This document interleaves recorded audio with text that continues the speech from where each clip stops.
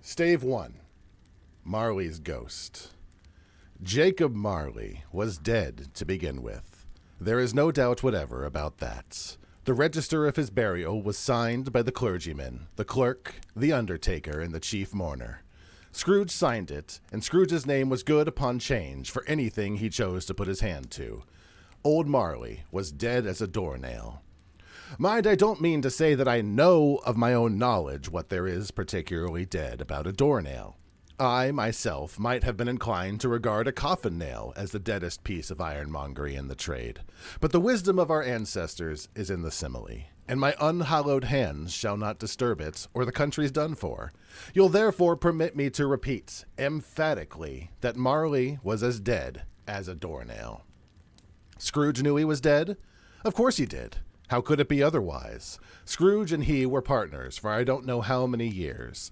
Scrooge was his sole executor, his sole administrator, his sole assign, his sole residuary legatee, his sole friend, and sole mourner. And even Scrooge was not so dreadfully cut up by the sad event, but that he was an excellent man of business on the very day of the funeral, and solemnized it with an undoubted bargain. The mention of Marley's funeral brings me back to the point I started from. There is no doubt that Marley was dead. This must be distinctly understood, or nothing wonderful can come of the story I'm going to relate. If we were not perfectly convinced that Hamlet's father died before the play began, there would be nothing more remarkable in his taking a stroll at night in an easterly wind upon his own ramparts than there would be in any other middle-aged gentleman rashly turning out after dark in a breezy spot, say St. Paul's churchyard, for instance, literally to astonish his son's weak mind.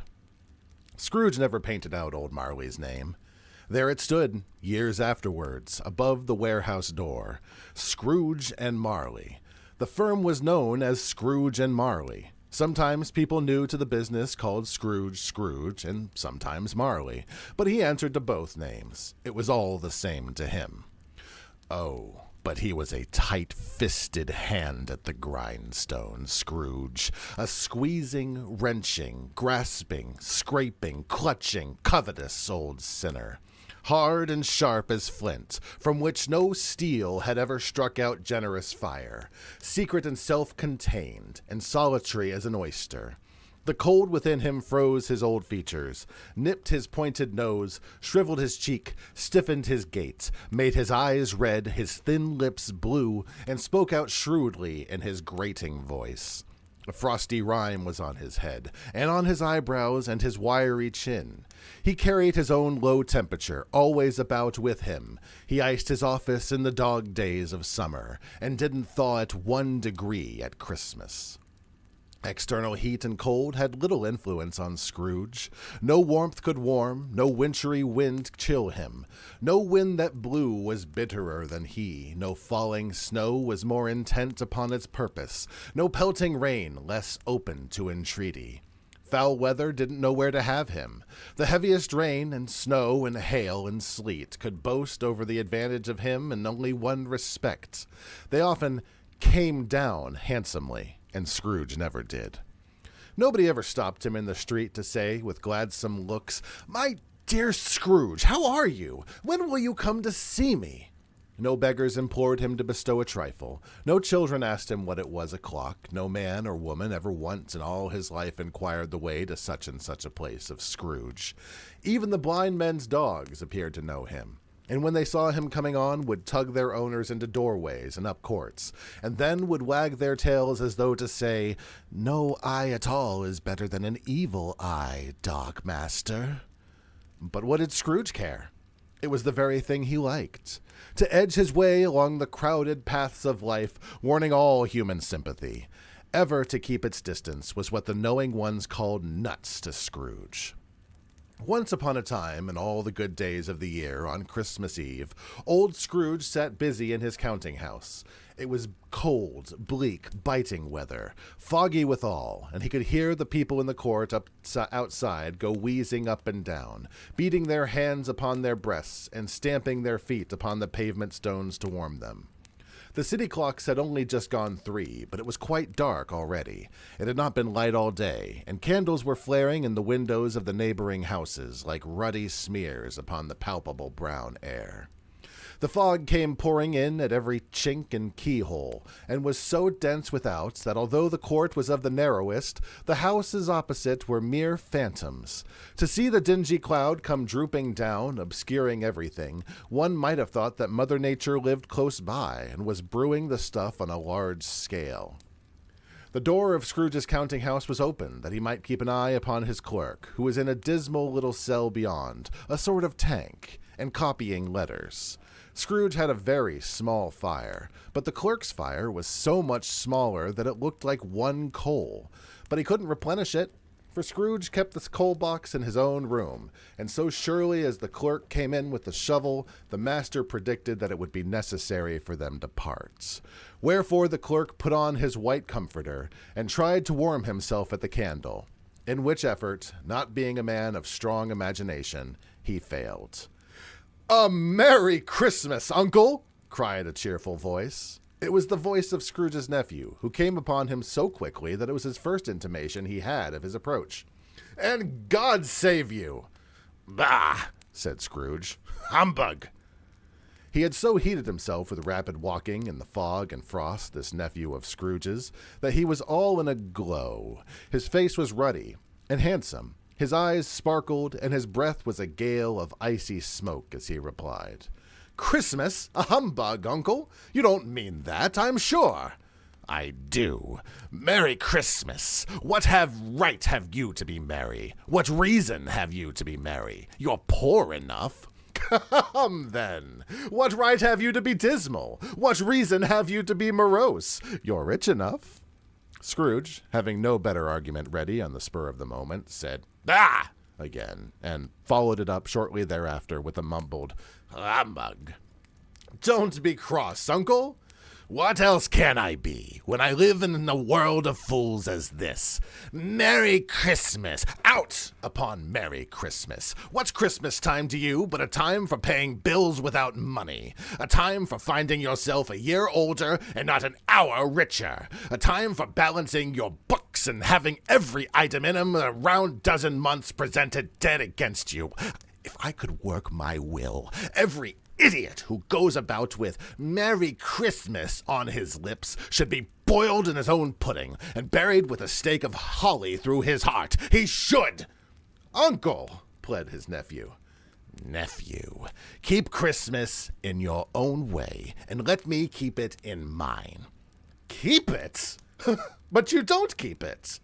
"Let me leave it alone, then. Much good may it do you. Much good it has ever done you."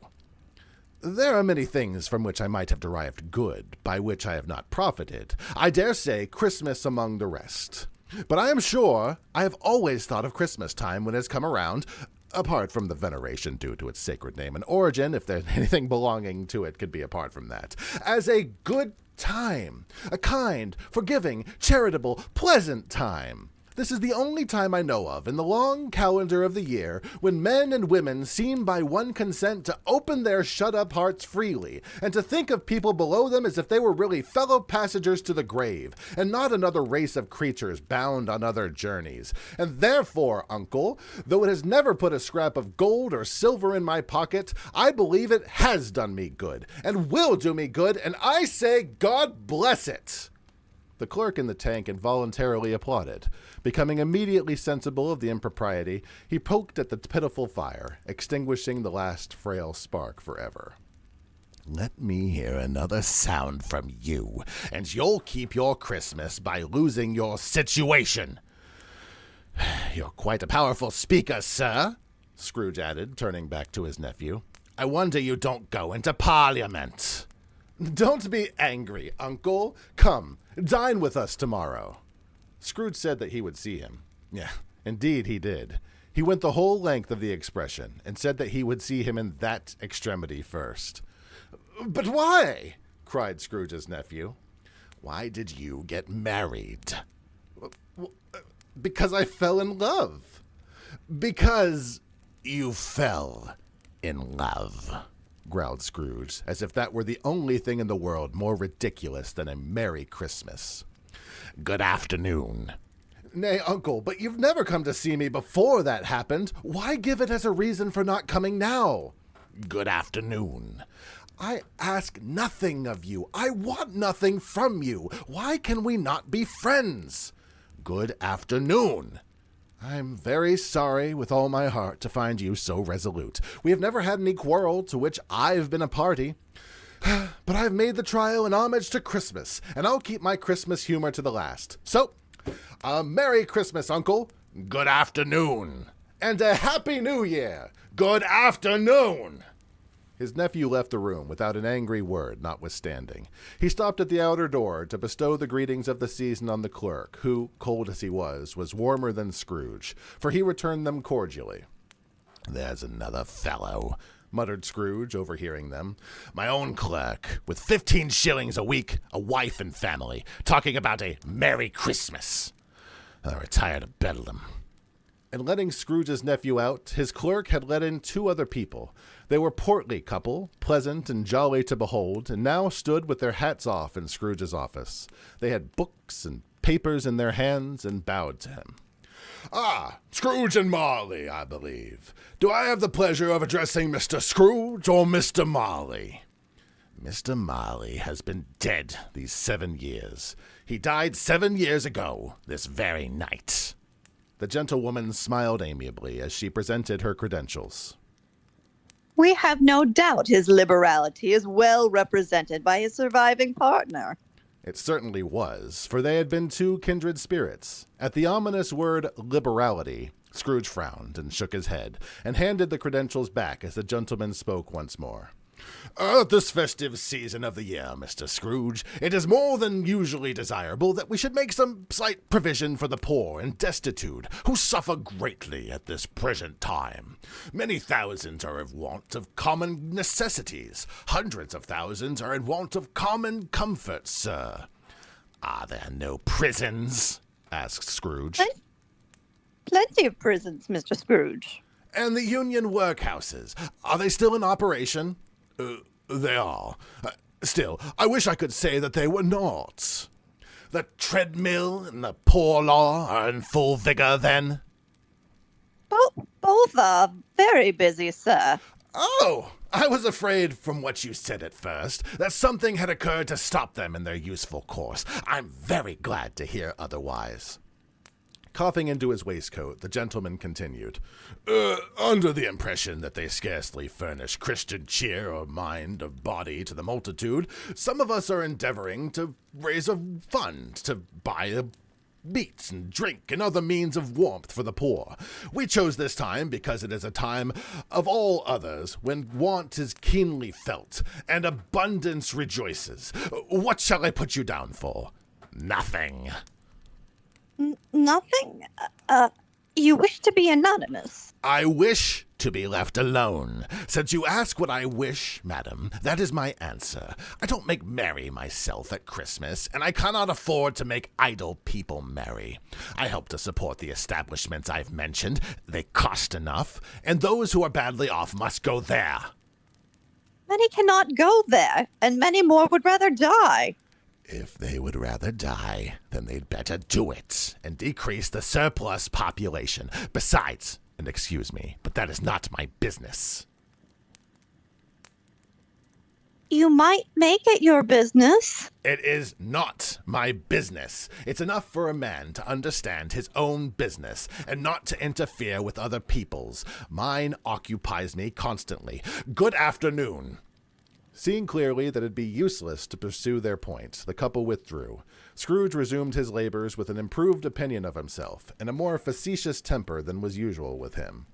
Meanwhile, the fog and darkness thickened so that people ran about with flaring links, proffering their services to go before horses and carriages, and conduct them on their way. The ancient tower of a church, whose gruff old bell was always peeping slyly down at Scrooge out a Gothic window in the wall, became invisible, and struck the hours and quarters in the clouds with tremulous vibrations afterwards, as if its teeth were chattering in its frozen head up there. The cold became intense. In the main street, at the corners of the court, some laborers were repairing the gas pipes and had lighted a great fire in the brazier, round which a party of ragged men and boys were gathered, warming their hands and winking their eyes before the blaze in rapture. The water plug being left in solitude, its overflowing sullenly congealed and turned to misanthropic ice. The brightness of the shops, where holly sprigs and berries crackled in the lamp heat of the windows, made pale faces ruddy as they passed. Poulterers' and grocers' trays became a splendid joke, a glorious pageant with which it was next to impossible to believe that such dull principles as bargain and sale had anything to do. The Lord Mayor, in the stronghold of the mighty mansion house, gave orders to his 50 cooks and butlers to keep the Christmas as a Lord Mayor's household should, and even the little tailor, whom he had fined 5 shillings the previous Monday for being drunk and bloodthirsty in the streets, stirred up tomorrow's pudding in the little attic room, where his lean wife and the baby sallied out to buy the beef. Foggier yet, and colder, piercing, searching, biting cold. If the good Saint Dunstan had but nipped the evil spirit's nose with a touch of such weather as that, instead of using his familiar weapons, then indeed he would have roared to lusty purpose. The owner of one scant young nose, gnawed and mumbled by the hungry cold as bones are gnawed by dogs, stooped down at Scrooge's keyhole to regale him with the Christmas carol. But at the first sound of "God bless you, merry gentlemen, may nothing you dismay," Scrooge seized upon his ruler with such energy of action that the singer fled in terror, leaving the keyhole to the fog and even more congenial frost. At length, the hour of shutting up the counting house arrived. With an ill will, Scrooge dismounted from his stool and tacitly admitted the fact to the expectant clerk in the tank, who instantly snuffed his candle out and put on his hat. "You'll want the whole day tomorrow, I suppose," said Scrooge. "If quite convenient, sir." "It's not convenient. It's not fair. If I was to stop half a crown for it, you'd think yourself ill-used, I'd be bound." The clerk smiled faintly.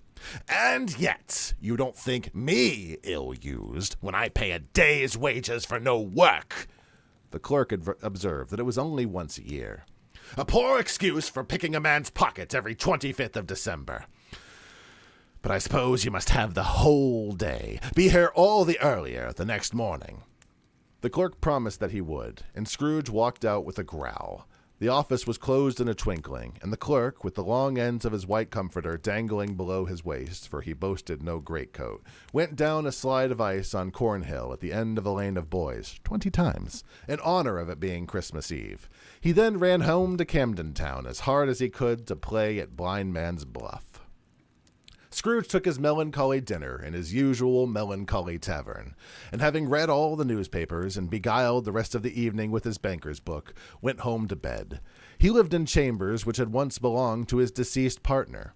They were a gloomy suite of rooms in a lowering pile of building up a yard, where it had so little business to be that one could scarcely help fancying it must have run there when it was a young house, playing at hide-and-seek with the other houses, and must have forgotten the way out again. It was old enough now and dreary enough, for nobody lived in it but Scrooge, the other rooms being all let out as offices. The yard was so dark that even Scrooge, who knew its every stone, was fain to grope with his hands. The fog and frost so hung about the black old gateway of the house that it seemed as if the genius of the weather sat in mournful meditation on the threshold. Now, it is a fact that there was nothing at all particular about the knocker on the door, except that it was very large. It is also a fact that Scrooge had seen it night and morning during his whole residence in that place. Also, that Scrooge had as little as what could be called fancy about him as any man in the city of London, even including, which is a bold word, every last head of business and every member of Parliament. Let it also be borne in mind that Scrooge had not bestowed one thought of Marley since his last mention of his 7 years dead partner that afternoon.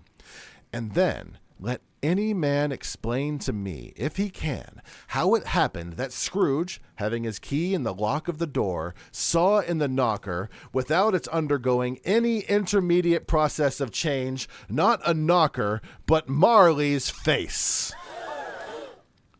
Marley's face.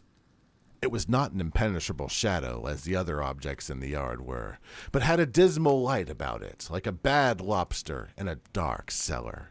It was not angry or ferocious, but looked at Scrooge as Marley used to look, with ghostly spectacles turned up upon its ghostly forehead. The hair was curiously stirred, as if by breath or hot air, and though the eyes were wide open, they were perfectly motionless.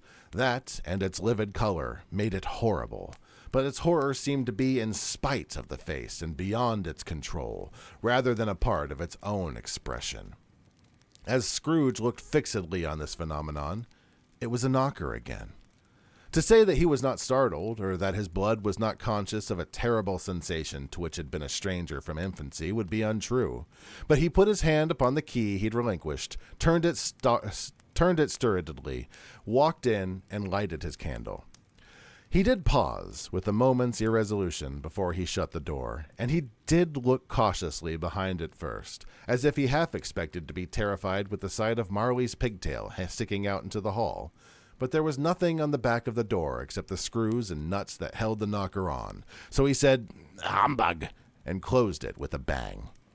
The sound resounded through the house like thunder. Every room above and every cask in the wine merchant's cellar below appeared to have separate peals of echoes of their own. Scrooge was not a man to be frightened by echoes. He fastened the door and walked across the hall and up the stairs, slowly too, trimming his candle as he went. You may talk vaguely about driving a coach and six up a good old flight of stairs or through a bad young Act of Parliament, but I mean to say that you may have gotten a hearse up that staircase and taken it broadwise with the splinter bar towards the wall and the door towards the balustrades and done it easily. There was plenty of width for that and room to spare. Which is perhaps the reason why Scrooge thought he saw a locomotive hearse going on before him in the gloom. Half a dozen gas lamps went out on the street wouldn't have lighted the entry too well, so you may suppose that it was pretty dark with Scrooge's poor and inadequate candle. Up Scrooge went, not caring a button for that. Darkness is cheap, and Scrooge liked it. But before he shut his heavy door, he walked through his rooms to make sure that all was all right. He had just enough recollection of the face to desire to do that. Sitting room, bedroom, lumber room, all as they should be. Nobody under the table, nobody under the sofa. A small fire in the grate, spoon and basin ready, and the little saucepan of gruel, Scrooge had a cold in his head, upon the hob. Nobody under the bed, nobody in the closet, nobody in the dressing gown, which was hanging in a suspicious attitude against the wall. Lumber room as usual, old fire guard, old shoes, 2 fish baskets, washing stand on 3 legs, and a poker for the flames. Quite satisfied, he closed his door and locked himself in. Double-locked himself in, which was not his custom. Thus secured against surprise, he took off his cravat, put it on his dressing gown and slippers and his nightcap, and sat down before the fire to take his gruel. It was a very low fire indeed, nothing on such a bitter night. He was obliged to sit close to it and brood over it before he could extract the least sense of warmth from such a handful of fuel. The fireplace was an old one, built by some Dutch merchant long ago, and paved all around with quaint Dutch tiles designed to illustrate the scriptures. There were Cains and Abels, Pharaoh's daughters, queens of Sheba, angelic messengers descending through the air on clouds like featherbeds, Abrahams, Belshazzars, apostles putting off to sea in butterboats, hundreds of figures to attract his thoughts. And yet that face of Marley, 7 years dead, came like the ancient prophet's rod and swallowed up the whole. If each smooth tile had been blank at first, with power to shape some picture on its surface from the disjointed fragments of his thoughts, there would have been a copy of old Marley's head on every one. "A humbug," Scrooge said, and walked across the room. After several turns, he sat down again. As he threw his head back in his chair, his glance happened to rest upon a bell, a disused bell that hung in the room and communicated for some purpose now forgotten with the chamber in the highest story of the building. It was with great astonishment and with a strange, inexplicable dread. As he looked, he saw this bell began to swing. It swung so softly in the outset that it barely made a sound, but soon it rang out soundly and loudly, and so did every bell in the house. This may have lasted for half a minute or a minute, but it seemed an hour. As suddenly as the bells had begun, they ceased. all at once succumbing to a somber silence. The ringing was soon succeeded by a clanking noise. Where's my bell? There we go, sorry. 1 second.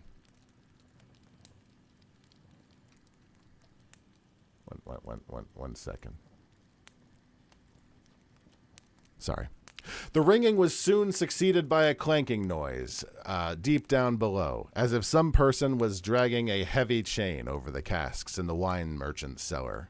Scrooge then remembered to have heard that ghosts in haunted houses were described as dragging chains. The cellar door flew open with a booming sound, and then he heard the noise much louder on the floors below, then coming up the stairs, then coming straight towards his door. "It's humbug still. I won't believe it." His color changed, though, when, without a pause, it came on through the heavy door and passed into the room before his eyes. Upon its coming in, the dying flame leaped up again, as though it cried, "I know him! Marley's ghost!" and fell again. The same face.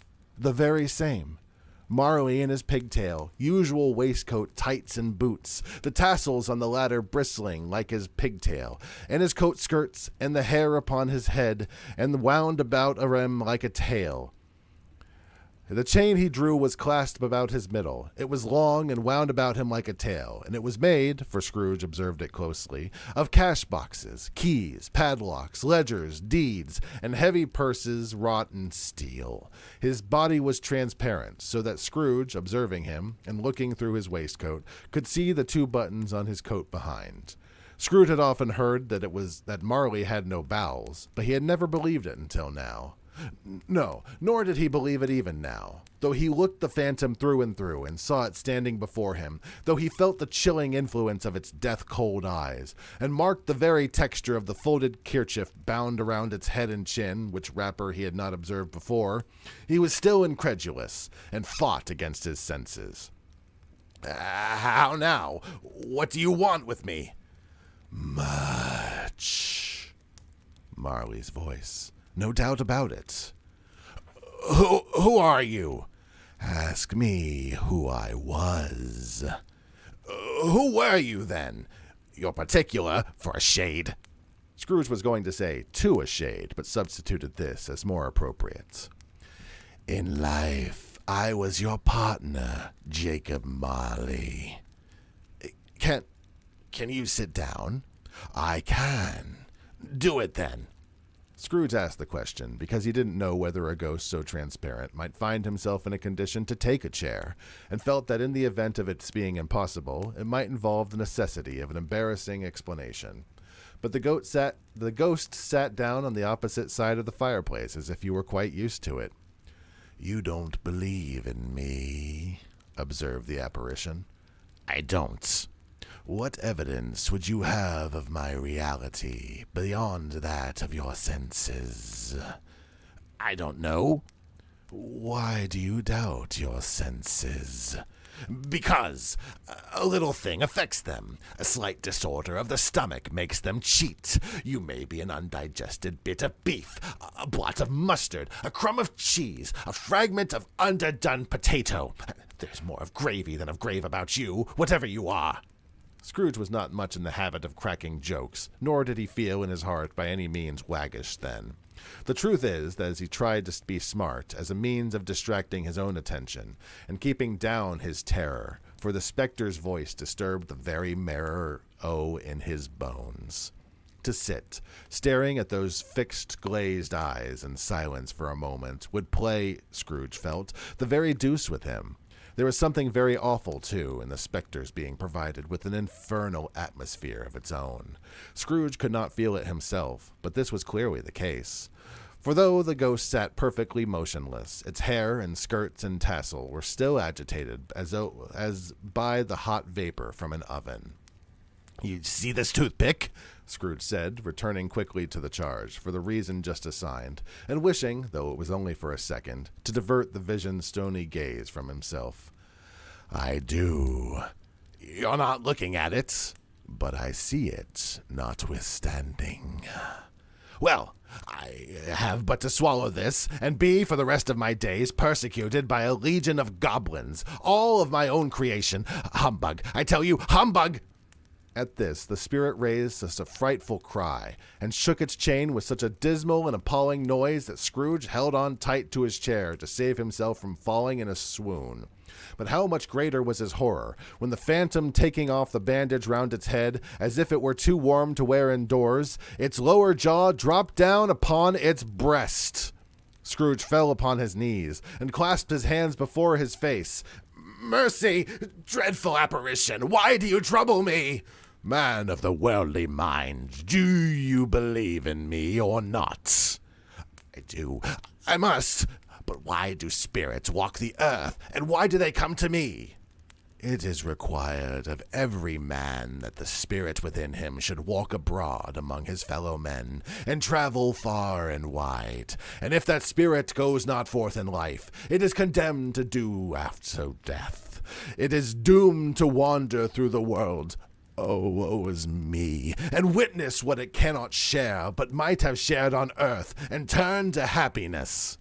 Again the spectre raised a cry, and shook its chain, and wrung its shadowy hands. "You are fettered. Tell me why." "I wear the chain I forged in life. I made it link by link, and yard by yard. I girded it on of my own free will, and of my own free will I wore it. Is its pattern strange to you? Or would you know the weight and length of the strong coil you bear yourself? It was full and heavy as long as this, 7 Christmas Eves ago. You have labored on it since. Oh, it is a ponderous chain indeed." Scrooge trembled more and more. He glanced about him on the floor, in the expectation of finding himself surrounded by some 60 or 50 fathoms of iron cable, but he could see nothing. Jacob, old Jacob Marley, tell me more. Speak comfort to me, Jacob." "I have none to give. It comes from other regions, Ebenezer Scrooge, and is conveyed by other ministers to other kinds of men. Nor can I tell you what I would. A very little more is all permitted to me. I cannot rest. I cannot stay. I cannot linger anywhere. My spirit never walked beyond our counting house. Mark me. In life, my spirit never roved beyond the narrow limits of our money-changing hole, and weary journeys lie before me." It was a habit with Scrooge, whenever he became thoughtful, to put his hands in his breeches pockets. Pondering on what the ghost had said, he did so now, but without lifting up his eyes or getting off his knees. "You must have been very slow about it, Jacob," Scrooge observed in his business-like manner, though with humility and deference. "Slow? 7 years dead, and traveling all the time? The whole time. No rest, no peace, incessant torture of remorse. You travel fast, on the wings of the wind.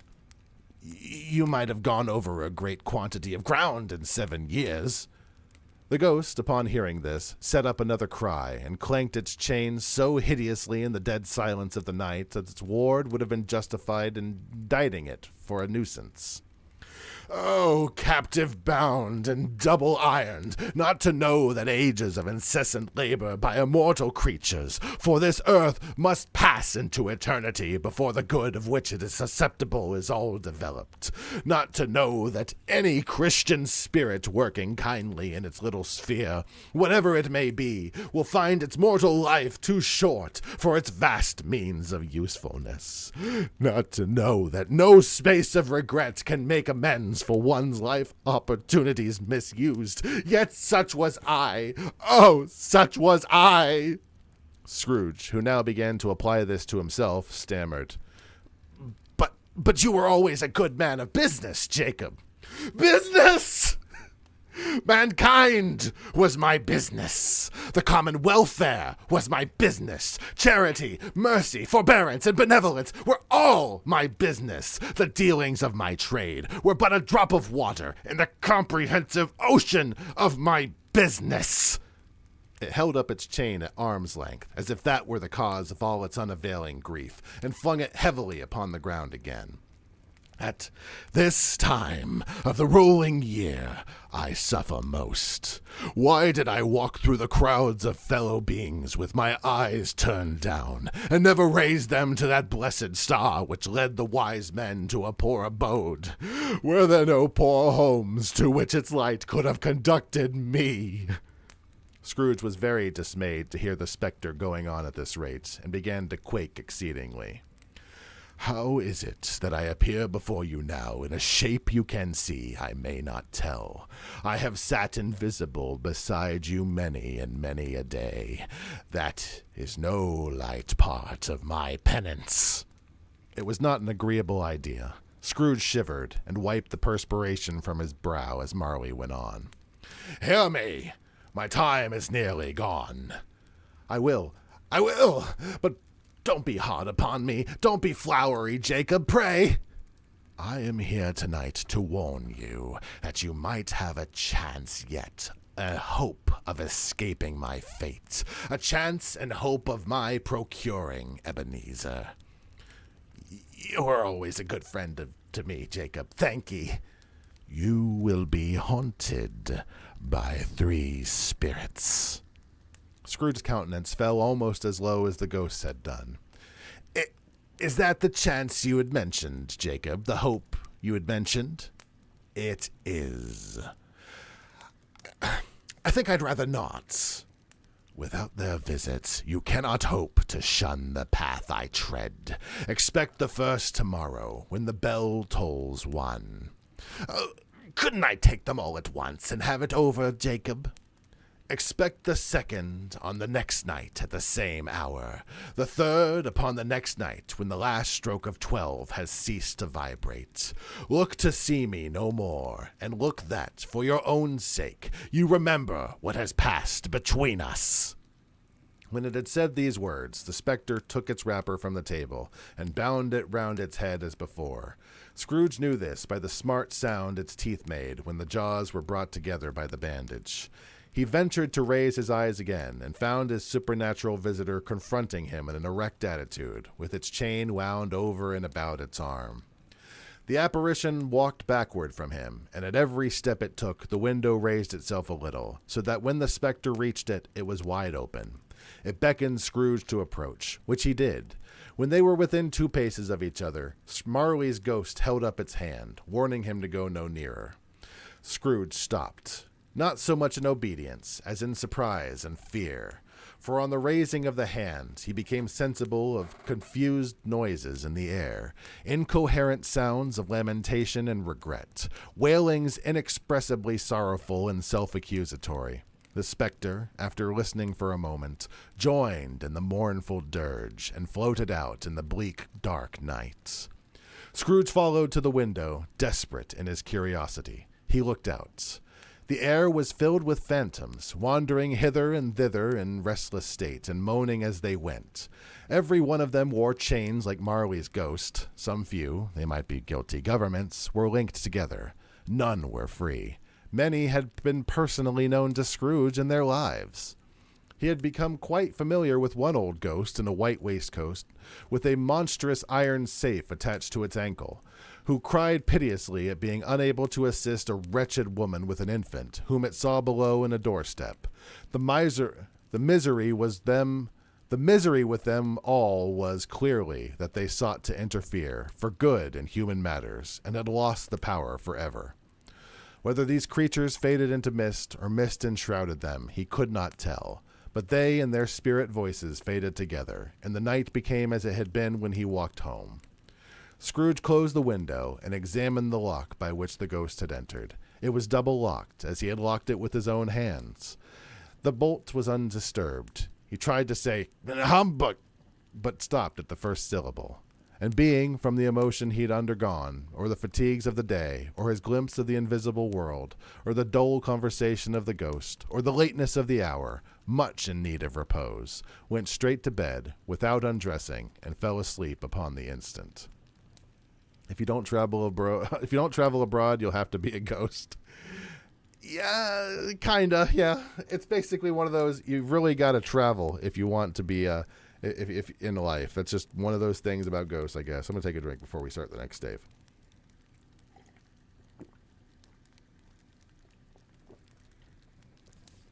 So that was the first of the 4 staves, I think, and now we're going into the past. So we're gonna go right into it. All right. Also make 0 sense when factoring in when we couldn't yet. Jacob sort of goes all over the place. Excuse me. Stave 2, the first of the 3 spirits. When Scrooge awoke, it was so dark that looking out of bed, he could scarcely distinguish the transparent window from the opaque walls of his chamber. He was endeavoring to pierce the darkness with his ferret eyes when the chimes of the neighboring clock struck the 4 quarters, so he listened for the hour. To his great astonishment, the heavy bell went on from 6 to 7, and then 7 to 8, and regularly up to 12, and then stopped. 12! It was past 2 when he went to bed. The clock was wrong. An icicle must have gotten into the works. 12! He touched the spring of his repeater to correct this most preposterous clock. Its rapid little pulse beat 12 and stopped. Why, it isn't possible that I've slept through a whole day and far into another night. It isn't possible that anything has happened to the sun, and this is 12 at noon. The idea being an alarming one, he scrambled out of bed and groped his way to the window. He was obliged to rub the frost off with the sleeve of his dressing gown before he could see anything, and could see very little then. All he could make out was that it was still very foggy and extremely cold, and there was no noise of people running to and fro and making a great stir, as there unquestioningly would have been had night beaten off bright day and taken possession of the world. This was a great relief, because 3 days after sight of this first of exchange paid Mr. Ebenezer Scrooge or his order, and so forth, would have been a mere United States security if there were no days to count by. Scrooge went to bed again, and thought it over and over and over, and could make nothing of it. The more he thought, the more perplexed he was, and the more he endeavored not to think, the more he thought. Marley's ghost bothered him exceedingly. Every time he resolved within himself, after mature inquiry, that it was all a dream, his mind flew back again like a strong spring release to its first position, and presented the same problem to be worked all through. Was it a dream or not? Scrooge lay in this state until the chimes had gone 3 quarters more, when he remembered, on a sudden, that the ghost had warned him of his visitation when the bell tolled 1. He resolved to lie awake until the hour was past, and considering that he could no more go to sleep than go to heaven, this was perhaps the wisest resolution in his power. The quarter was so long that he was more than once convinced that he must have sunk into a doze unconsciously and missed the clock. At length, it broke upon his listening ear with a booming gong.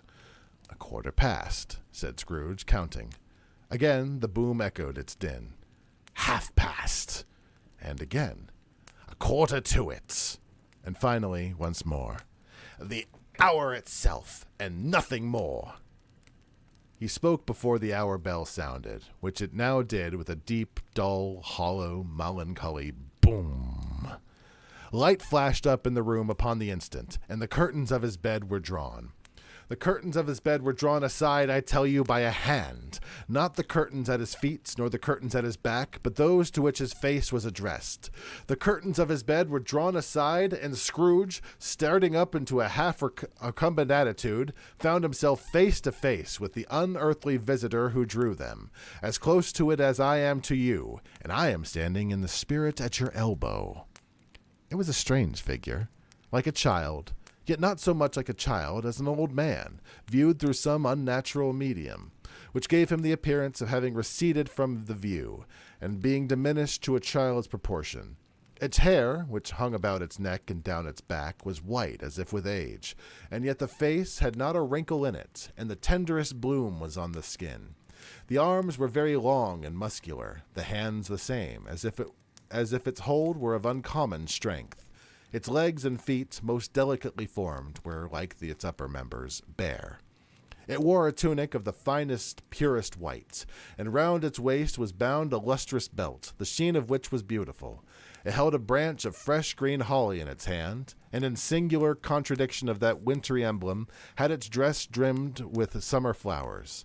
But the strangest thing about it was that from the crown of its head there sprung a bright, clear jet of light, by which all of this was visible, and which was doubtless the occasion of its using, in its duller moments, a great extinguisher for a cap, which even now it held under its arm. Even this, though, when Scrooge looked at it with increasing steadiness, was not its strangest quality, for as its belt sparkled and glittered now in one part and now in another, and what was light in one instant and another time was dark, so that the figure itself fluctuated in its distinctness, being now a thing with one arm, now with one leg, now with 20 legs, now a pair of legs without a head, now a head without a body, of which dissolving parts no outline would be visible in the dense gloom wherein they melted again, and in the very wonder of this, it would be itself again, distinct and clear as ever. Are you the spirits whose coming was foretold to me? I am. The voice was soft and gentle, singularly low, as if instead of being close beside him, it were at a distance. Who and what are you? I am the ghost of Christmas past. Long past? No, your past. Perhaps Scrooge could not have told anybody why, if anybody would ask, but he had a special desire to see the spirit in its cap, and begged him to be covered. What? Would you so soon put out, with worldly hands, the light I give? Is it not enough that you are one of those whose passions made this cap, and force me through whole trains of years to wear it low upon my brow? Scrooge reverently disclaimed all intention to offend, or any knowledge of having wilfully bonneted the spirit at any period of his life. He then made bold to inquire what business brought him there. Your welfare. Scrooge expressed himself much obliged, but could not help thinking that a night of unbroken rest would be more conducive to that end. The spirit must have heard him thinking, for it said immediately, Your reclamation, then. Take heed. It put out its strong hand as it spoke, and glanced him gently by the arm. Rise and walk with me. It would have been in vain for Scrooge to plead that the weather and the hour were not adapted to pedestrian purposes, that bed was warm and the thermometer a long way below freezing, that he was clad but lightly in his slippers, dressing gown, and nightcap, and that he had a cold upon him at that time. The grasp, though gentle as a woman's hand, was not to be resisted. He rose, but finding that the spirit made towards the window, clasped his rope in supplication. I am mortal, and liable to fall. Bear but a touch of my hand there, said the spirit, laying it upon his heart, and you shall be upholden more than this. As the words were spoken, they passed through the wall, and stood upon an open country field, with fields upon each hand. The city had entirely vanished. Not a vestige of it was to be seen. The darkness and the mist had vanished with it, for it was a cold winter day, with snow upon the ground. Good heaven, said Scrooge, clasping his hands together as he looked about him. I was bred in this place. I was a boy here. The spirit gazed upon him mildly. Its gentle touch, though it had been light and instantaneous, appeared still present to the old man's sense of feeling. He was conscious of 1,000 odors floating in the air, each one connected with 1,000 thoughts and hopes and joys and cares long, long forgotten. Your lip is trembling, said the ghost. And what is that upon your cheek? Scrooge muttered, with an unusual catching in his voice, that it was a pimple. He pressed on, begging the ghost to lead him where he would. You recollect the way? Inquired the spirits. Remember it? I could walk it blindfolded. Strange to have forgotten it for so many years. Let us go on. They walked along the road, Scrooge recognizing every gate and post and tree, until a little market town appeared in the distance with its bridge, its church, and winding river. Some shaggy ponies now were seen trotting towards them with boys upon their back, who called to other boys in country gigs and carts driven by farmers. All these boys were in great spirits, and shouted to each other, until the broad fields were so full of merry music that the crisp air laughed to hear it. "These are the shadows of the things that have been. They have no consciousness of us." The travelers came on, and as they did, Scrooge knew and named them each one. Why was he rejoiced beyond all bounds to see them?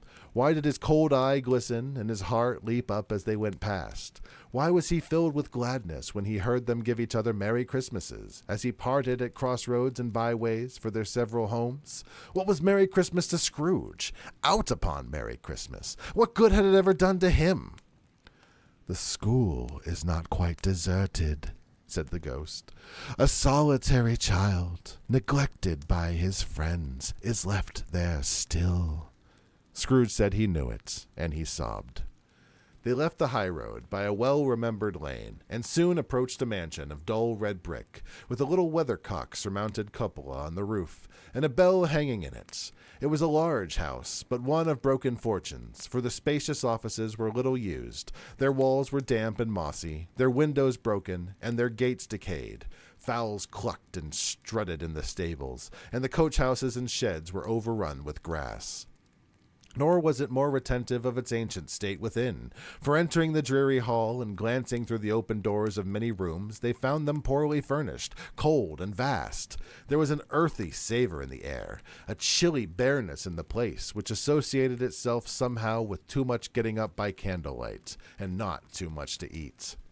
They went, the ghost and Scrooge, across the hall to a door at the back of the house. It opened before them and disclosed a long, bare, melancholy room, made barer still by lines of plain deal forms and desks.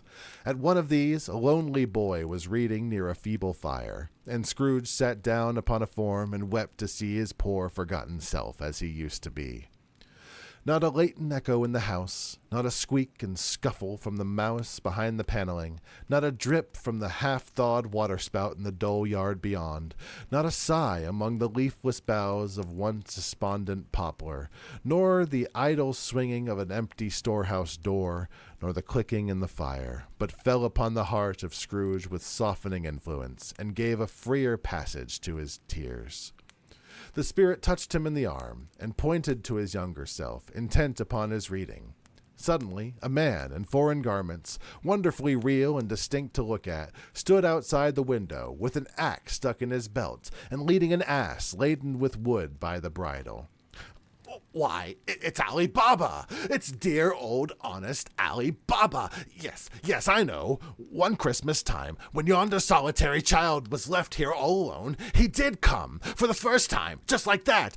Poor boy. And Valentine, and his young wild brother Orson, there they go. And what's his name? Who was put down in his drawers asleep by the gates of Damascus. Don't you see him? And the Sultan's groom, turned upside down by the genie. There he is upon his head. Serves him right. I'm glad of it. What business had he to be married to the princess?" To hear Scrooge expending all the earnestness of his nature on such subjects, in the most extraordinary voice between laughing and crying, and to see his heightened and excited face, would have been a surprise to the business friends he had in the city indeed. "There's the parrot!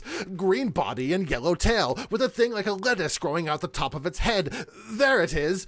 Poor Robinson Crusoe, he called him, when he came home again after sailing round the island. Poor Robin Crusoe! Where have you been, Robin Crusoe?"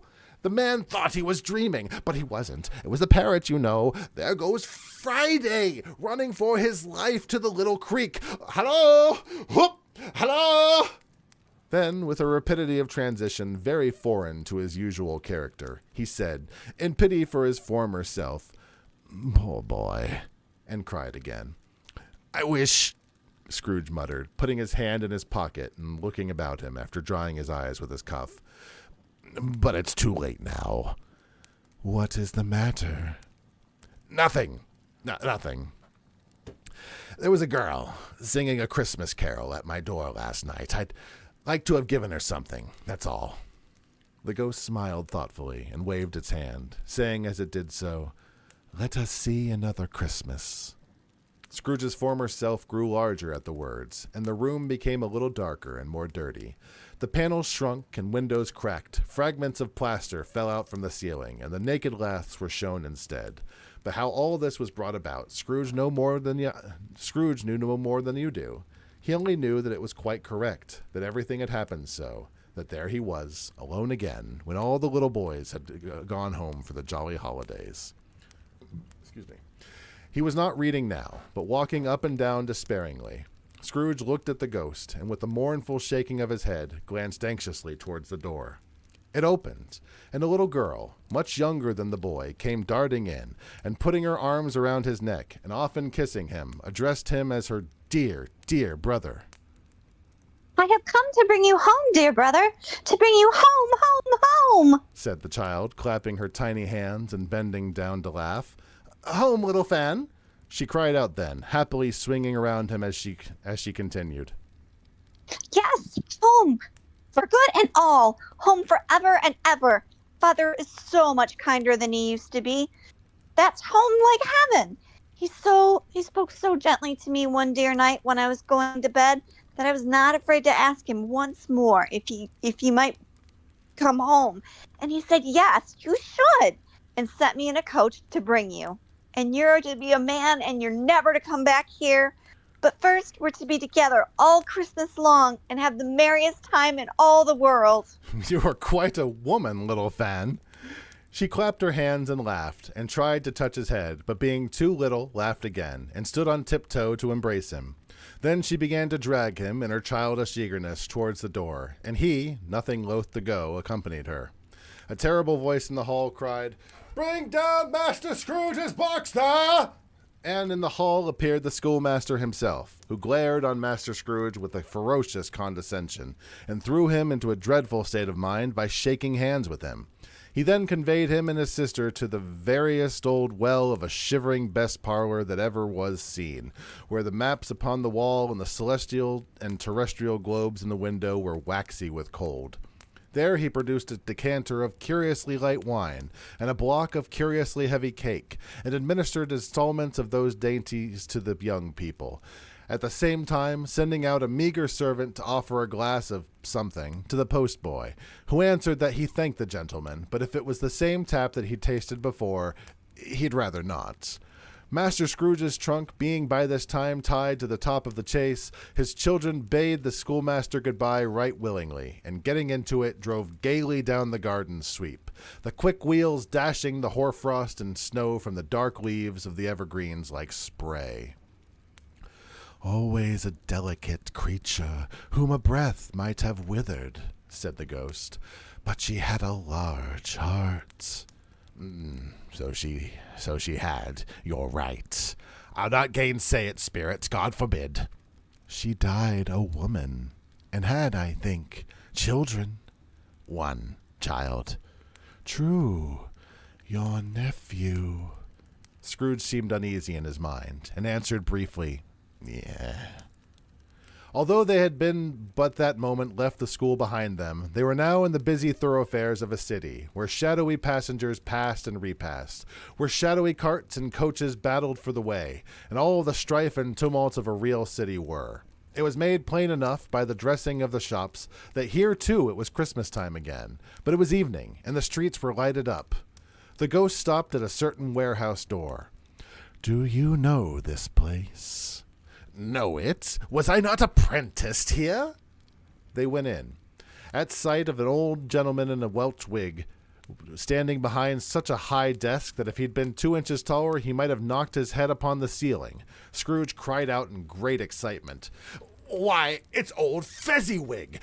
Bless his heart! It's Fezziwig! Alive again!" Old Fezziwig laid down his pen and looked up at the clock, which pointed to the hour of 7. He rubbed his hands, adjusted his capacious waistcoat, laughed all over himself, from his shoes to his organ of benevolence, and called out in a comfortable, oily, rich, fat, jovial voice, "You're there, Ebenezer! Dick!" Scrooge's former self, now grown a young man, came briskly in, accompanied by his fellow prentice. "Dick Wilson, to be sure," said Scrooge to the ghost. "Bless me, yes, there he is. He was very attached to me, was Dick. Poor Dick, dear, dear." "Yo-ho, my boys," said Fezziwig. "No more work tonight. Christmas Eve, Dick. Christmas, Ebenezer. Let's have the shutters up," cried old Fezziwig with a sharp clap of his hands, "before a man can say Jack Robinson." You wouldn't believe how those two fellows went at it. They charged into the street with the shutters. 1, 2, 3, had 'em up in their places. 4, 5, 6, barred 'em and pinned 'em. 7, 8, 9, and came back before you could get to 12, panting like racehorses. "Hi-ho!" cried old Fezziwig, skipping down from the high desk with wonderful agility. "Clear away, my lads, and let's have a lot of room here. Hi-ho, Dick, Chip, Ebenezer." Clear away? There wasn't anything they wouldn't have cleared away, or couldn't have cleared away with old Fezziwig looking on. It was done in a minute. Every movable was packed off, as if it were dismissed from public life evermore. The floor was swept and watered, the lamps were trimmed, fuel was heaped upon the fire, and the warehouse was as snug and warm and dry and bright as a ballroom, as you would any desire to see upon a winter's night. In came a fiddler with the music book, and went up to the lofty desk, and made an orchestra of it, and tuned like 50 stomach aches. In came Miss Fezziwig, one vast substantial smile. In came the Miss Young Fezziwigs, the 3 of them, beaming and lovable. In came the 6 young followers whose hearts they broke. In came all the young men and women employed in the business. In came the housemaid with her cousin, the baker. In came the cook with her brother's particular friend, the milkman. In came the boy from over the way, who was suspected of not having board enough from his master, trying to hide himself behind the girl from next door but one, who was proved to have had her ears pulled by her mistress.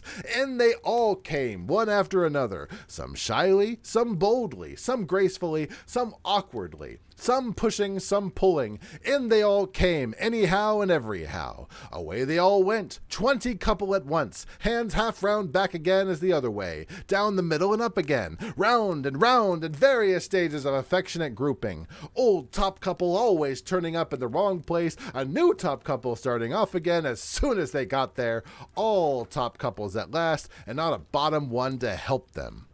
When this result was brought about, old Fezziwig, clapping his hands to stop the dance, cried out, "Well done!"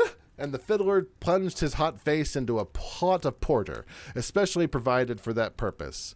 But scorning rest upon his reappearance, he instantly began again, though there were no dancers yet, as if the other fiddlers had been carried home, exhausted, on a shutter. And he was a brand new man and resolved to beat him out of sight or perish. There were more dances, and there were more forfeits, and more dances, and there was cake, and there was negus, and there was a great piece of cold roast, and there was a great piece of cold boiled. There were mince pies and plenty of beer. But the great effect of the evening came after the roast and the boiled, when the fiddler, an artful dog, mind, the sort of man who knew his business better than you and I could have told it to him, struck up Sir Roger de Coverley. Then old Fezziwig stood out to dance with Mrs. Fezziwig, top couple too, with a good stiff piece of work cut out from them. 3 or 4 and 20 pairs of partners, people who were not to be trifled with, people who would dance and had no notion of walking. But if they had been twice as many, 4 times, old Fezziwig would have been a match for them, and so would Mrs. Fezziwig. As to her, she was worthy to be his partner in every sense of the term. If that's not high praise, tell me higher and I'll use it. A positive light appeared to issue from Fezziwig's calves.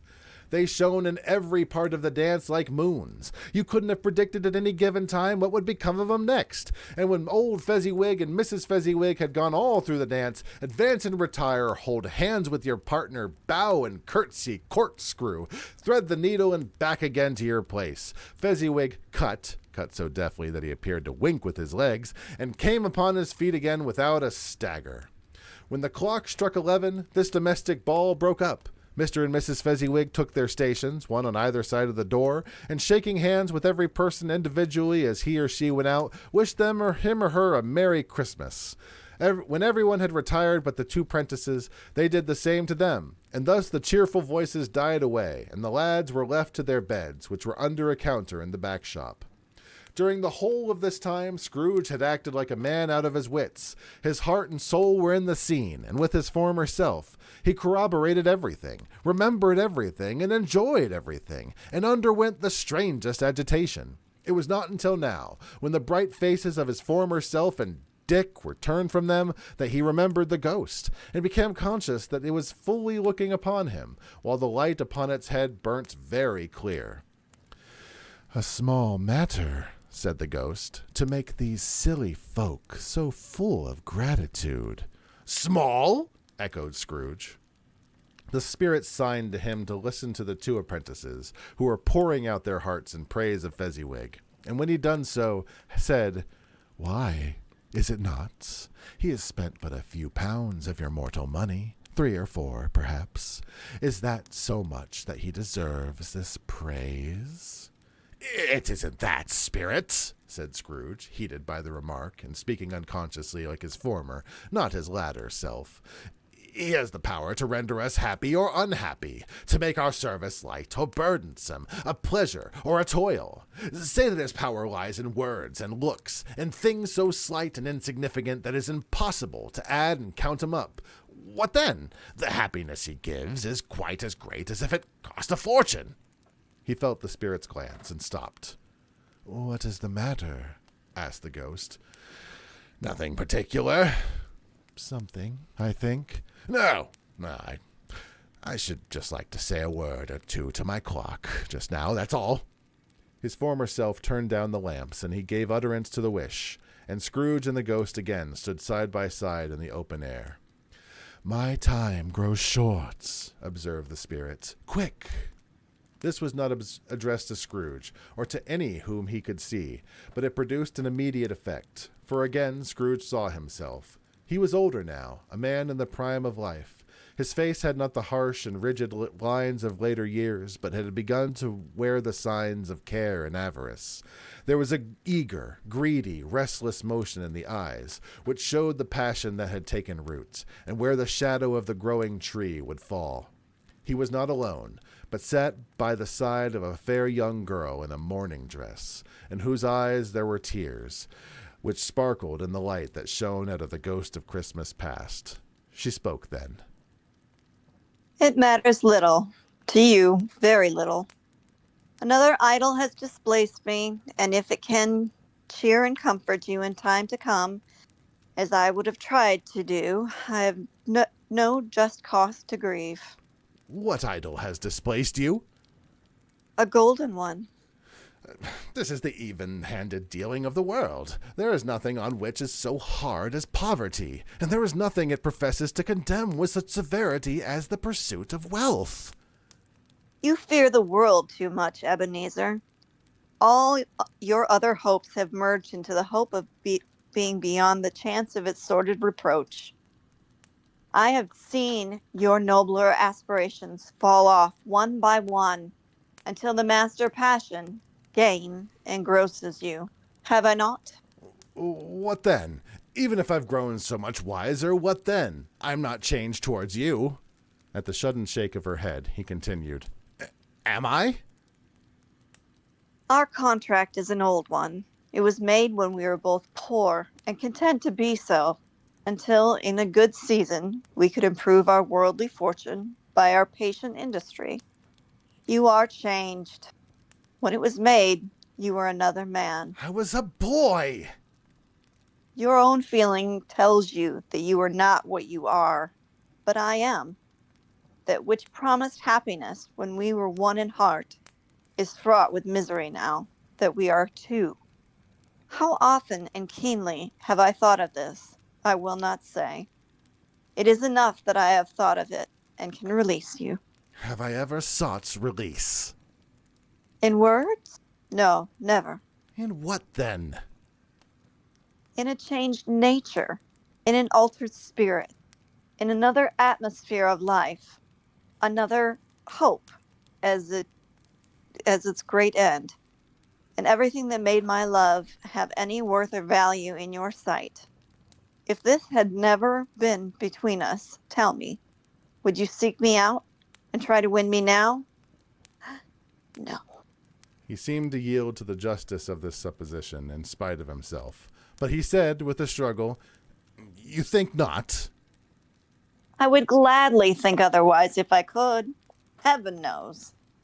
But when I've learned a truth like this, I know how strong and irresistible it must be. If you were free today, tomorrow, yesterday, can even I believe that you would choose a dowerless girl? You, who, in your very confidence with her, weigh everything by gain, or choosing her, if for a moment you were false enough in your one guiding principle to do so. Do I not know that your repentance and regret would surely follow? I do, and I release you, with a full heart, for the love of him you once were. You may have pain in this.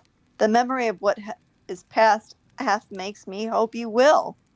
A very, very brief time, surely, and you will diminish the recollection of it gladly, as an unprofitable dream, from which it happened well that you awoke.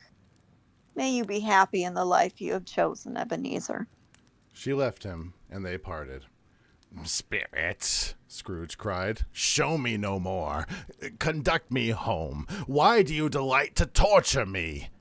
"One shadow more." "No more! No more! I don't wish to see it. Show me no more!" But the relentless ghost pinioned him in both his arms and forced him to observe what happened next. They were in another scene and place, a room not very large or handsome, but full of comfort. Near to the winter fire sat a beautiful young girl, so like the last that Scrooge thought it was the same until he saw her, now a comely matron sitting opposite her daughter.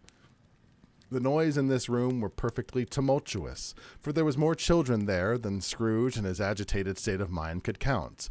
And unlike the celebrated herd in the poem, they were not 40 children conducting themselves like one, but every child was conducting himself like 40. The consequences were uproarious beyond belief, but no one seemed to care. On the contrary, the mother and daughter laughed heartily, and enjoyed it very much. And the latter, soon beginning to mingle in the sports, got pillaged by the young brigands most ruthlessly. What would I not have given to be one of them? Though I never could have been so rude, no. I wouldn't have for the wealth of all the world have crushed that braided hair and torn it down for that precious little shoe. I wouldn't have plucked it off, God bless my soul, to save my life. As to measuring her waist in sport, as they did, bold young brood, I couldn't have done it. I should have expected my arm to have grown round it for a punishment and never come straight again. And yet I should have dearly liked, I own, to have touched her lips, to have questioned her, that she might have opened them, and have looked upon the lashes of her downcast eyes, and never raised a blush, to have let loose waves of hair, an inch of which would have been a keepsake beyond price. In short, I would have liked, I do confess, to have had the lightest license of a child, and yet been man enough to know its value. But now a knocking at the door was heard, and such a rush immediately ensued that she was laughing face to face in plundered dress, was borne towards it the center of a flushed and boisterous group, just in time to greet the father, who came home attended by a man laden with Christmas toys and presents. Then the shouting, and the struggling, and the onslaught that was made on the defenseless porter, the scaling him with chairs for ladders, to dive into his pockets, to spoil him of brown paper parcels, hold on tight by his cravat, hug him round the neck, pommel his back, and kick his legs in irrepressible affection. The shouts of wonder and delight from which the development of every package was received, the terrible announcement that the baby had taken into an act of putting a doll's frying pan into his mouth, and was more than suspected of having swallowed a fictitious turkey glued on a wooden platter, the immense relief of finding this a false alarm, the joy and gratitude and ecstasy, they are all indescribable alike. It is enough that by degrees the children and their emotions got out of the parlor, and by one stair at a time up to the top of the house, where they went to bed, and so subsided. And now Scrooge looked on more attentively than ever, when the master of the house, having his daughter leaning fondly on him, sat down with her and her mother at his own fireside. And when he thought that such another creature, quite as graceful and as full as promise, that may have called him father, and been a springtime in the haggard winter of his life, his sight grew very dim indeed. "Beau, I saw an old friend of yours this afternoon." Who was it? Yes. How can I? I don't know. Mr. Scrooge?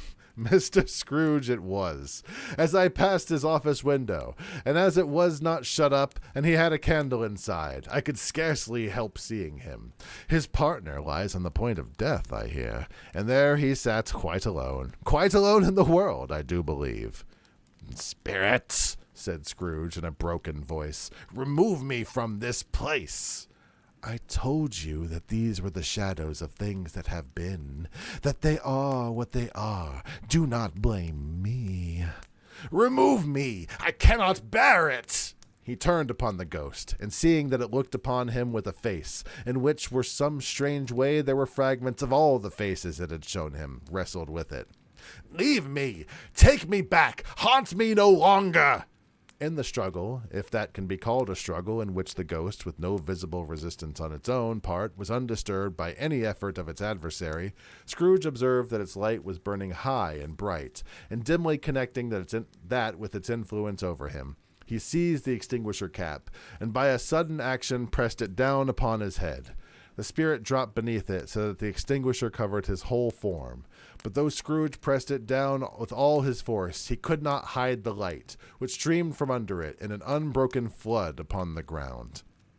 He was conscious of being exhausted, and overcome by an irresistible drowsiness, and further, of being in his own bedroom. He gave the cap a parting squeeze, in which his hand relaxed, and had barely time to reel to bed before he sank into a heavy sleep. With stave too. I'm going to take a drink. It's Dick. I hate Dick. Why would you feed me this? Stave 3. The second of the three spirits. Awakening in the middle of a prodigiously tough snore, and sitting up in his bed to get his thoughts together, Scrooge had no occasion to be told that the bell was again on the stroke of 1. He felt that he was restored to consciousness in the right nick of time, for the especial purpose of holding a conference with the second messenger dispatched to him through Jacob Marley's intervention. But finding that he turned uncomfortably cold when he began to wonder which of his curtains this new spectre would draw back, he put them every one aside with his own hands, and lying down again, established a sharp lookout all round the bed, for he wished to challenge the spirit on the moment of its appearance, and did not wish to be taken by surprise and made nervous. Gentlemen of the free and easy sort, who plume themselves on being acquainted with a move or two, and being usually equal to the time of day, express the wide range of their capacity for adventure by observing that they are good for anything from pitch and toss to manslaughter, between which opposite extremes no doubt there lies a tolerably wide and comprehensive range of subjects. Without venturing for Scrooge quite as heartily as this, I don't mind calling on you to believe that he was ready for a good broad field of strange appearances, and that nothing between a baby and a rhinoceros would have astonished him very much.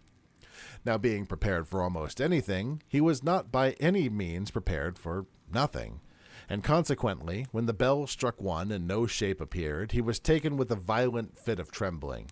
5 minutes, 10 minutes, a quarter of an hour went by, yet nothing came. All this time he lay upon his bed, the very core and center of a blaze of ruddy light, which streamed upon it when the clock proclaimed the hour, and which, being only light, was more alarming than a dozen ghosts, as he was powerless to make out what it meant, or would be at, and was at sometimes apprehensive that he might be at that very moment an interesting case of spontaneous combustion, without having the consolation of knowing it.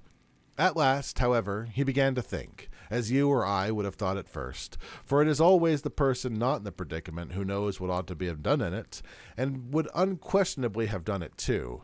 At last, I say, he began to think that the source and secret of this ghostly light might be in the adjoining room. From whence, on further tracing it, it seemed to shine.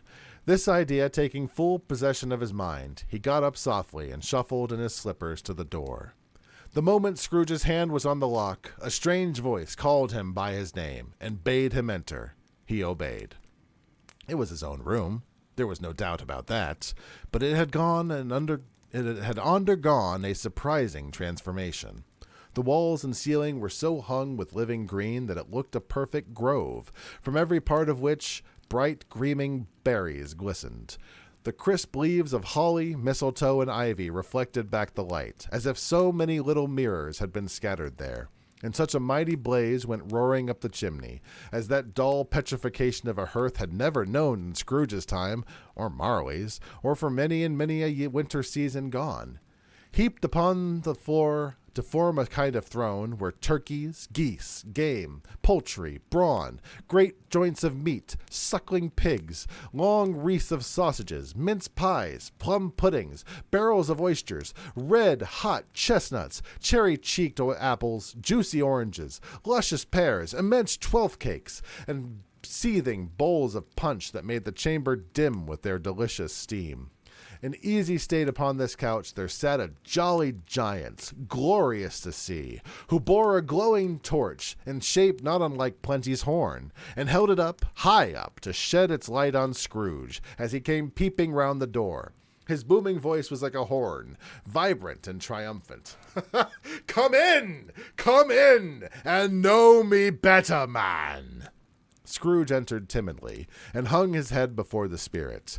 He was not the dogged Scrooge he had been, and though its eyes were clear and kind, he did not like to meet them. "I am the ghost of Christmas present. Ha! Look upon me." Scrooge reverently did so. It was clothed in one simple, deep green robe, or mantle, bordered with white fur. This garment hung so loosely on the figure that its capacious breast was bare, as if disdaining to be warded or concealed by any artifice. Its feet, observable beneath its ample folds of the garment, were also bare, and on its head it wore no other covering than a holly wreath set here and there with shining icicles. Its dark brown curls were long and free as its genial face, its sparkling eye, its open hand, its cheery face, its unconstrained demeanor and joyful air. Girded round its middle was an antique scabbard, but no sword was in it, and the ancient sheath was eaten up with rust. "You have never seen the likes of me before," exclaimed the spirit. Never having walked forth with the younger members of my family, meaning, for I'm very old, my other elder brothers born in these later years." I don't think I have. I'm afraid I've not. Have you had many brothers, spirits?" "More than 1,800. A tremendous family to provide for." The ghost of Christmas present rose. "Spirit," said Scrooge, "conduct me as you will. I went forth last night on compulsion, and I learned a lesson which is working now. Tonight, if you have aught to teach me, let me profit by it." "Touch my robe." Scrooge did as he was told, and held it fast. Holly, mistletoe, red berries, ivy, turkeys, geese, game, poultry, brawn, meat, pigs, sausages, oysters, pies, puddings, fruit, and punch all vanished instantly. So did the room, the fire, the ruddy glow, the hour of night, and they stood in the city streets on Christmas morning, where, for the weather was severe, the people made a rough but brisk and not unpleasant kind of music, and scraping the snow from the pavement in front of their dwellings, and from the tops of their houses, whence it was mad delight to the boys to see it come plumping down onto the road below, and splitting into artificial little snowstorms.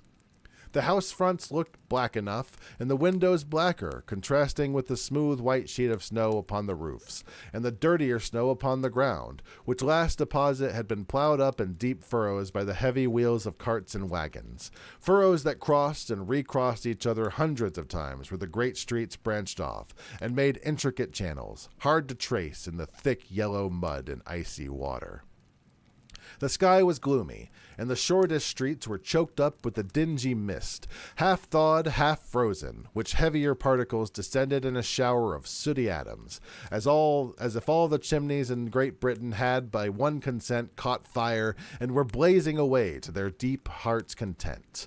There was nothing very cheerful in the climate of the town, and yet there was an air of cheerfulness abroad that the clearest summer air and brightest summer sun might have endeavored to diffuse in vain. For the people who were shoveling away on the housetops were jovial and full of glee, calling out to one another from the parapets, and now and then exchanging a facetious snowball, better-natured missile far than many a wordy jest, laughing heartily if it went right, and not less heartily if it went wrong. The poulterers' shops were still half open, and the fruiterers were radiant in their glory. There were great, round, pot-bellied baskets of chestnuts, shaped like the waistcoats of jolly old gentlemen, lolling at the doors and tumbling out into the streets in the apoplectic opulence. There were ruddy, brown-faced, broad-girthed Spanish onions, shining in the fatness of their growth like Spanish friars, and winking from their shelves in wanton slyness as the girls as they went by, and glanced demurely at the hung-up mistletoe. There were pears and apples, clustered high in blooming pyramids. There were bunches of grapes, made in the shopkeeper's benevolence to dangle from conspicuous hooks, that people's mouths might water gratis as they passed. There were piles of filbert nuts, mossy and brown, recalling in their fragrance ancient walks among the woods, and pleasant shufflings ankle-deep through withered leaves. There were Norfolk biffin apples, rump-ploughed and dark as twilight, setting off the yellow of the oranges and the lemons, and in the great compactness of their juicy persons, urgently entreating and beseeching to be carried home in paper bags and eaten after dinner. Set forth among the choicest fruits and bowls, though members of a dull and stagnant-blooded race, the very gold and silverfish seemed to know that there was something going on, and went grasping round and round their little world in slow and passionless excitement. The grocers! Oh, the grocers! They was nearly closed, with perhaps one or two shutters down, but through those gaps such glimpses! It was not alone that the scales descended on the counter made a merry sound, or that the twine and roller parted company so briskly, or that the canisters were rattled up and down like juggling tricks, or even that the blended scents of tea and coffee were so grateful to the nose, or even that the raisins were so plentiful and rare, the almonds so perfectly and extremely white, the sticks of cinnamon so long and straight, the other spices so delicious, the candied fruit so caked and spotted with molten sugar, as if to make the coldest lookers-on feel faint and subsequently bilious.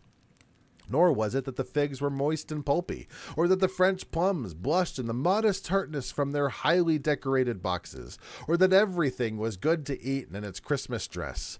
But the customers were all so hurried and so eager in the hopeful promise of the day that they tumbled up against each other at the door, clashing their wicker baskets wildly, and left their purchases upon the counter, and came running back to fetch them, and committed hundreds of the like mistakes in the best humor possible, while the grocer and his people were so frank and fresh that the polished hearts with which they fastened their aprons behind might have been their own, worn outside for general inspection, and for Christmas daws to peck at if they chose.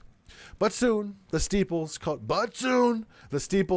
good people all to church and chapel, and away they came, flocking through the streets, their best clothes, and with their gayest faces. And at the same time there emerged from scores of by-streets, lanes, and nameless turnings, innumerable people, carrying their dinners to the baker shops. The sight of these poor revelers appeared to interest the spirit very much, for he stood with Scrooge beside him in the baker's doorway, and taking off the covers as the bearers passed, sprinkled incense on their dinner from his torch. And it was a very uncommon kind of torch, for once or twice there were angry words between some dinner carriers who jostled each other. He shed a few drops of water on them from it, and their good humor was restored directly, for they said it was a shame to quarrel upon Christmas Day. And so it was. God love it, so it was. In time the bells ceased, and the bakers were shut up, and yet there was a genial shadowing forth of all the dinners and the progress of their cooking, and the thawed blotch of wet above each baker's oven, where the pavement smoked as if its stones were cooking too. "Is there a particular flavor in what you sprinkle from your torch?" asked Scrooge. "There is, my own." "Would it apply to any dinner on this kind of day?" "To any kindly given. To a poor one most." "Why to a poor one most?" "Because it needs it most." Spirit, said Scrooge after a pause, I wonder you, of all the beings in all the many worlds above us, should desire to cramp these people's opportunities of indecent enjoyment. I? You would deprive them of their means of dining every 7th day, often the only day on which they could be said to dine at all, wouldn't you? I? You seek to close these places on the 7th day, and it comes to the same thing. I seek? Forgive me if I am wrong. It has been done in your name, or at least that of your family. There are some upon this earth of yours who claim to know us, and who do their deeds of passion, pride, ill will, hatred, envy, bigotry, and selfishness in our name, who are as strange to us and all our kith and kin as if they'd never lived. Remember that, and charge their doings on themselves, not us. Scrooge promised that he would, and they went on, invisible, as they had been before, into the suburbs of the town.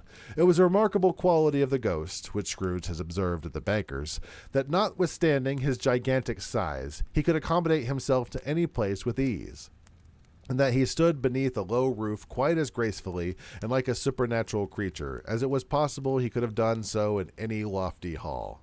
And perhaps it was the pleasure the good spirit had in showing off this power of his, or else it was his own kind, generous, hearty spirit, and all the sympathy for all poor men, that led him straight to Scrooge's clerks.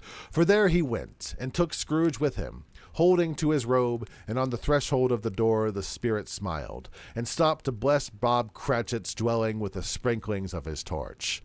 Think of that! Bob had but 15 bob a week himself. He pocketed on Saturdays but 15 copies of his Christian name, and yet the ghost of Christmas present blessed his 4-roomed house. Then up rose Mrs. Cratchit, Cratchit's wife, dressed out but poorly in a twice-turned gown, but brave in ribbons, which are cheap and make a goodly show for 6pence. And she laid out the cloth, assisted by Belinda Cratchit, second of her daughters, also brave in ribbons, while Master Peter Cratchit plunged his fork into the saucepan of potatoes, and getting the corners of his monstrous shirt collar, Bob's private property, conferred upon his son and heir in honor of the day, into his mouth, rejoiced to find himself so gallantly attired, and yearned to show his linen to the most fashionable parks. And now 2 smaller Cratchits, boy and girl, came tearing in, screaming that outside the baker's they had smelled the goose, and known it for their own, and basking in luxurious thoughts of sage and onion, these young Cratchits danced around the table, and exalted Master Peter Cratchit to the skies, while he, not proud, although his collars nearly choked him, blew the fire, until the slow potatoes bubbled up, knocked loudly at the saucepan lid to be let out and peeled. What has ever gotten your precious father then? Oh, sorry. What has ever gotten your precious father then? And your brother Tiny Tim? And Martha wasn't as late Christmas Day by half an hour. Here's Martha, Mother, said a girl, appearing from the hallway as he spoke. Here's Martha, Mother, cried the 2 younger Cratchits. Hurrah! That's such a ghost, Martha! Why, bless your heart alive, my dear, how late you are, said Mrs. Cratchit, kissing her 12 times and taking her off her shawl and bonnet for her with officious zeal. We'd a deal of work to finish up last night, and we had to clear away this morning, Mother. It's you again. Well, never mind, so long as you are come. Sit ye down before the fire, my dear, and have a warm, Lord bless ye. No, there's Father coming, cried the 2 younger Cratchits, who were everywhere at once. Hide, Martha, hide! So Martha hid herself, and in came little Bob, the father, with at least 3 feet of comforter exclusive of the fringe, hanging down before him, and his threadbare clothes darned up and brushed to look seasonable, and Tiny Tim upon his shoulder. Alas, for Tiny Tim, he bore a little crutch, and had his limbs supported by an iron frame. Why, where's our Martha? Cried Bob Cratchit, looking around. Not coming, said Mrs. Cratchit. Not coming, said Bob, with a sudden declension in his high spirits, for he'd been Tim's blood horse all the way from church and had come home rampant. Not coming on Christmas Day? Martha didn't like to see him disappointed, if only it were a joke, so she came out prematurely from behind the closet door and ran into his arms, while the two young Cratchits hustled Tiny Tim and bore him off to the wash-house, that he might hear the pudding singing in the copper. And how did little Tim behave? Asked Mrs. Cratchit, when she had rallied Bob of his credulity and Bob had hugged his daughter to his heart's content. As good as gold, and better. Somehow he gets thoughtful sitting by himself so much, and thinks the strangest things you've ever heard. He told me, coming home, that he hoped the people saw him in church, because he was a cripple, and it might be pleasant to them to remember upon Christmas Day who made lame beggars and walk and blind men see. Bob's voice was tremulous when he told them this, and trembled more when he said that Tiny Tim was growing strong and hearty. His active little crutch was heard upon the floor, and back came Tiny Tim before another word was spoken, escorted by his brother and sister to his stool beside the fire, and while Bob, turning up his cuffs, as if, poor fellow, they were capable of being made more shabby, compounded some hot mixture in a jug with juice, gin, and lemons, and stirred it round and put it on the hob to simmer. Master Peter and the two ubiquitous young Cratchits went to fetch the goose, with which they soon returned in high procession. Such a bustle ensued that you might have thought a goose the rarest of birds, a feathered phenomenon to which a black swan was a matter of course, and in truth it was something very like that in that house. Mrs. Cratchit had made the gravy, ready beforehand in a little saucepan, hissing hot. Master Peter mashed the potatoes with incredible vigor. Miss Belinda sweetened up the applesauce. Martha dusted the hot plates. Bob took Tiny Tim beside him in a tiny corner by the table. The two young Cratchits set chairs for everyone, not forgetting themselves, and mounting guard upon their posts, crammed spoons into their mouths lest they shriek for goose before their turn came to be helped. At last the dishes were set upon, and grace was said. It was succeeded by a breathless pause, as Mrs. Cratchit, looking slowly all along the carving knife, prepared to plunge it into the breast. But when she did, and when the long-expected gush of stuffing issued forth, one murmur of delight arose all round the board, and even Tiny Tim, excited by the two young Cratchits, beat on the table with the handle of his knife, and feebly cried, "Hurrah!" There never was such a goose. Bob said he didn't believe there ever was such a goose cooked. Its tenderness and flavor, size and cheapness were the themes of universal admiration. Eked out by the applesauce and mashed potatoes, it was a sufficient dinner for the whole family. Indeed, as Mrs. Cratchit said with a great delight, surveying one small atom of a bone upon the dish, they hadn't ate it all at last. Yet every one had had enough, and the youngest Cratchits in particular were steeped in sage and onion to the eyebrows. But now, the plates being changed by Miss Belinda, Mrs. Cratchit left the room alone, too nervous to bear witness, to take up the pudding and bring it in. Suppose it should not be done enough. Suppose it should break in turning out. Suppose somebody would have gotten over the wall of the backyard and stolen it while they were merry with the goose, a supposition at which the two young Cratchits became livid. All sorts of horrors were supposed. Hello! A great deal of steam. The pudding was out of the copper. A smell like a washing day. That was the cloth. A smell like an eating house, and a pastry cook's next door to each other, with the laundresses next door to that. That was the pudding. In half a minute, Mrs. Cratchit entered, flushed but smiling proudly, with the pudding like a speckled cannonball, so hard and firm, blazing in half, a quartern of ignited brandy, and bedight with Christmas holly stuck into the top. Oh, what a wonderful pudding! Bob Cratchit said, and calmly too, that he regarded it as the greatest success achieved by Mrs. Cratchit since their marriage. Mrs. Cratchit said now that the weight was off her mind, she would confess that she had had her doubts about the quantity of flour.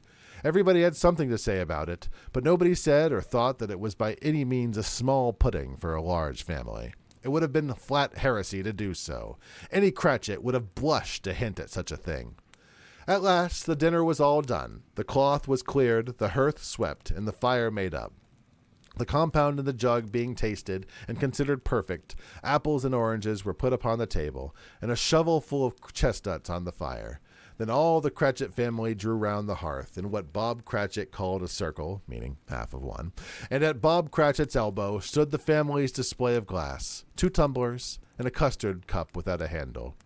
These held the hot stuff from the jug, however, as well as a golden goblet would have done, and Bob served it with beaming looks, while the chestnuts on the fire sputtered and crackled noisily. Then Bob proposed, "A Merry Christmas to us all, my dears. God bless us," with all the family re-echoed. "Bless us, everyone," said Tiny Tim, the last of all. He sat very close to his father's side, upon his little stool. Bob held his withered little hand in his, as if he loved the child, and wished to keep him by his side, and dreaded that he might be taken from him.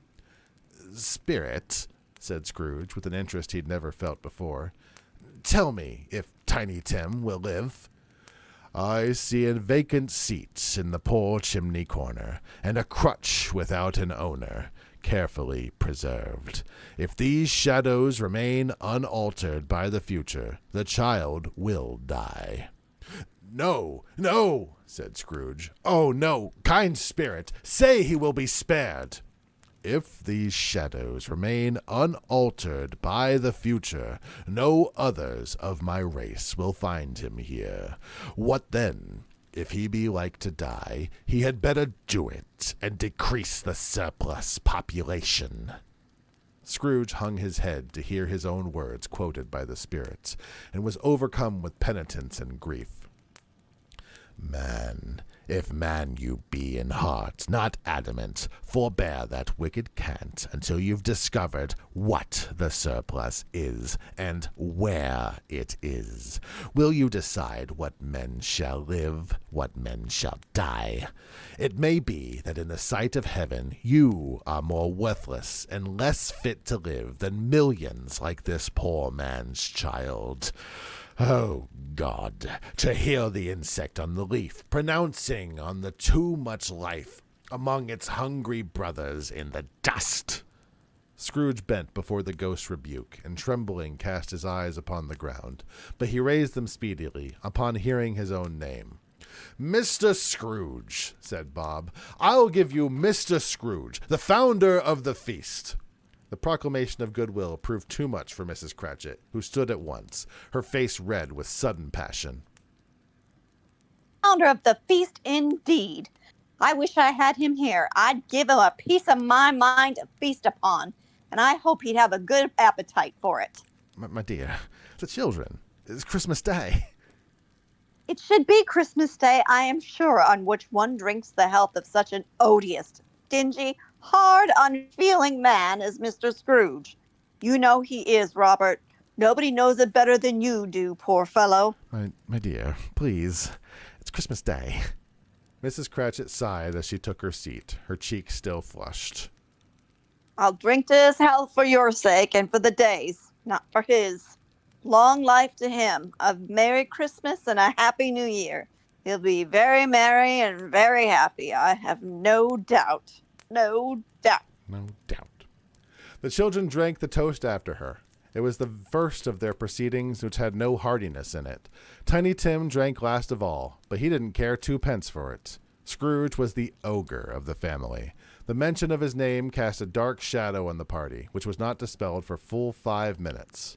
After it had passed away, they were 10 times merrier than before, with the mere relief of Scrooge the Baleful being done with. Bob Cratchit told them how he had a situation in his eye for Master Peter, which would bring in, if obtained, full 5 and 6 pence weekly. The 2 young Cratchits laughed tremendously at the idea of Peter's being a man of business, and Peter looked himself thoughtfully at the fire from between his collars, as if he were deliberating what particular investment he should favor when he came into the receipt of that bewildering income. Martha, who was a poor apprentice at a milliner's, then told them what kind of work she had to do, and how many hours she worked at a stretch, and how she meant to lie abed tomorrow morning for a good long rest, tomorrow being a holiday she passed at home, and how she had seen a countess and some lord some days before, and how the lord was much about as tall as Peter, which Peter pulled up his collars so high that you couldn't have seen his head if you'd been there. All this time the chestnuts and the jug went round and by they had a song about a lost child traveling in the snow from Tiny Tim, who had a plaintive little voice and sang it very well indeed. There was nothing of high mark in this. They were not a handsome family. They were not well dressed. Their shoes were far from being waterproof. Their clothes were scanty, and Peter may have known, and likely did, the inside of a pawnbroker's. But they were happy, grateful, pleased with one another, and contented with the time. And when they'd faded, and looked happier yet in the bright sprinklings of the spirit's torch at parting, Scrooge had his eye upon them, and especially on Tiny Tim, until the last. By this time it was getting dark and snowing pretty heavily, and as Scrooge and the spirit went along the streets, the brightness of the roaring fires in the kitchens, parlors, and all sorts of rooms were wonderful. Here the flickering of the blaze showed preparations for a cozy dinner, with hot plates baking through and through before the fire, and deep red curtains ready to be drawn to shut out cold and darkness. There, all the children of the house were running out into the snow to meet their married sisters, brothers, cousins, uncles, aunts, and be the first to greet them. Here again were shadows on the window blind of guests assembling, and there were a group of handsome girls, all hooded and fur-booted, and all chattering all at once, tripped lightly off to see some neighbor's house, where, woe upon the single man who saw them enter, artful witches. Well they knew it in a glow. But if you had judged them from the numbers of people on their way to friendly gatherings, you may have thought that no one was at home to give them welcome when they got there, instead of every house expecting company, and piling up its fires half chimney high. Blessings on it, how the ghost exulted, how it bared the breast of its breast, and opened its capricious palm, and floated on, outpouring with a generous hand its bright and harmless mirth on everything within its reach. The very lamplighter, who ran on before dotting the dusty streets with specks of light, and who was dressed to spend the evening somewhere, laughed out loudly as the spirit passed, though little kenned the lamplighter that he had any company but Christmas. And now, without a word of warning from the ghost, they stood upon a bleak and desert moor, where monstrous masses of rude stone were cast about, as though it were the burial place of giants, and water spread itself wherever it listed, or would have done so but for the frost that held it prisoner. And nothing grew but moss and furze and coarse rank grass. Down in the west the setting sun had left a streak of fiery red, which glared upon the desolation for an instant like a sullen eye, and frowning lower, lower yet, was lost in the thick gloom of darkest night. "What place is this?" asked Scrooge. "A place where miners live, who labor in the bowels of the earth, but they know me. See!"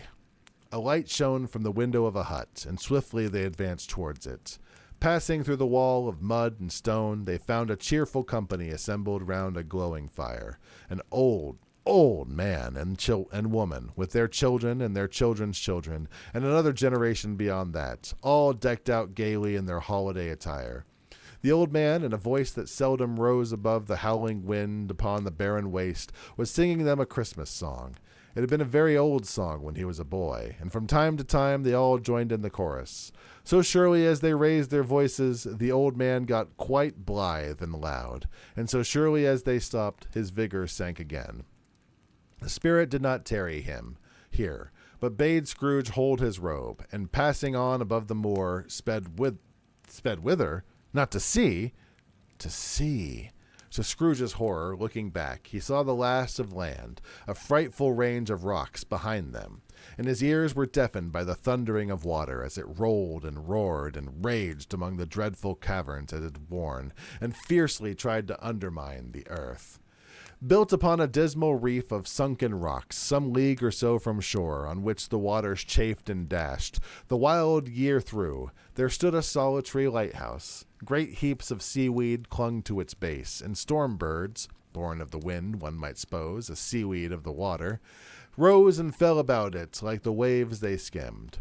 But even here, two men who watched the light had made a fire, that through the loophole in the thick stone wall shed out a ray of brightness on the awful sea. Joining their horny hands over the rough table at which they sat, they wished each other Merry Christmas in their can of grog, and one of them, the elder two, with his face all damaged and scarred with all hard weather, as the figurehead of an old ship might be, strung out a sturdy song that was like a gale in itself. Again the ghost sped on, above the black and heaving sea, on, until being far away, as he told Scrooge, from any shore, they lighted on a ship. They stood beside the helmsman at the wheel, the lookout in the bow, the officers who had the watch, dark, ghostly figures in their several stations.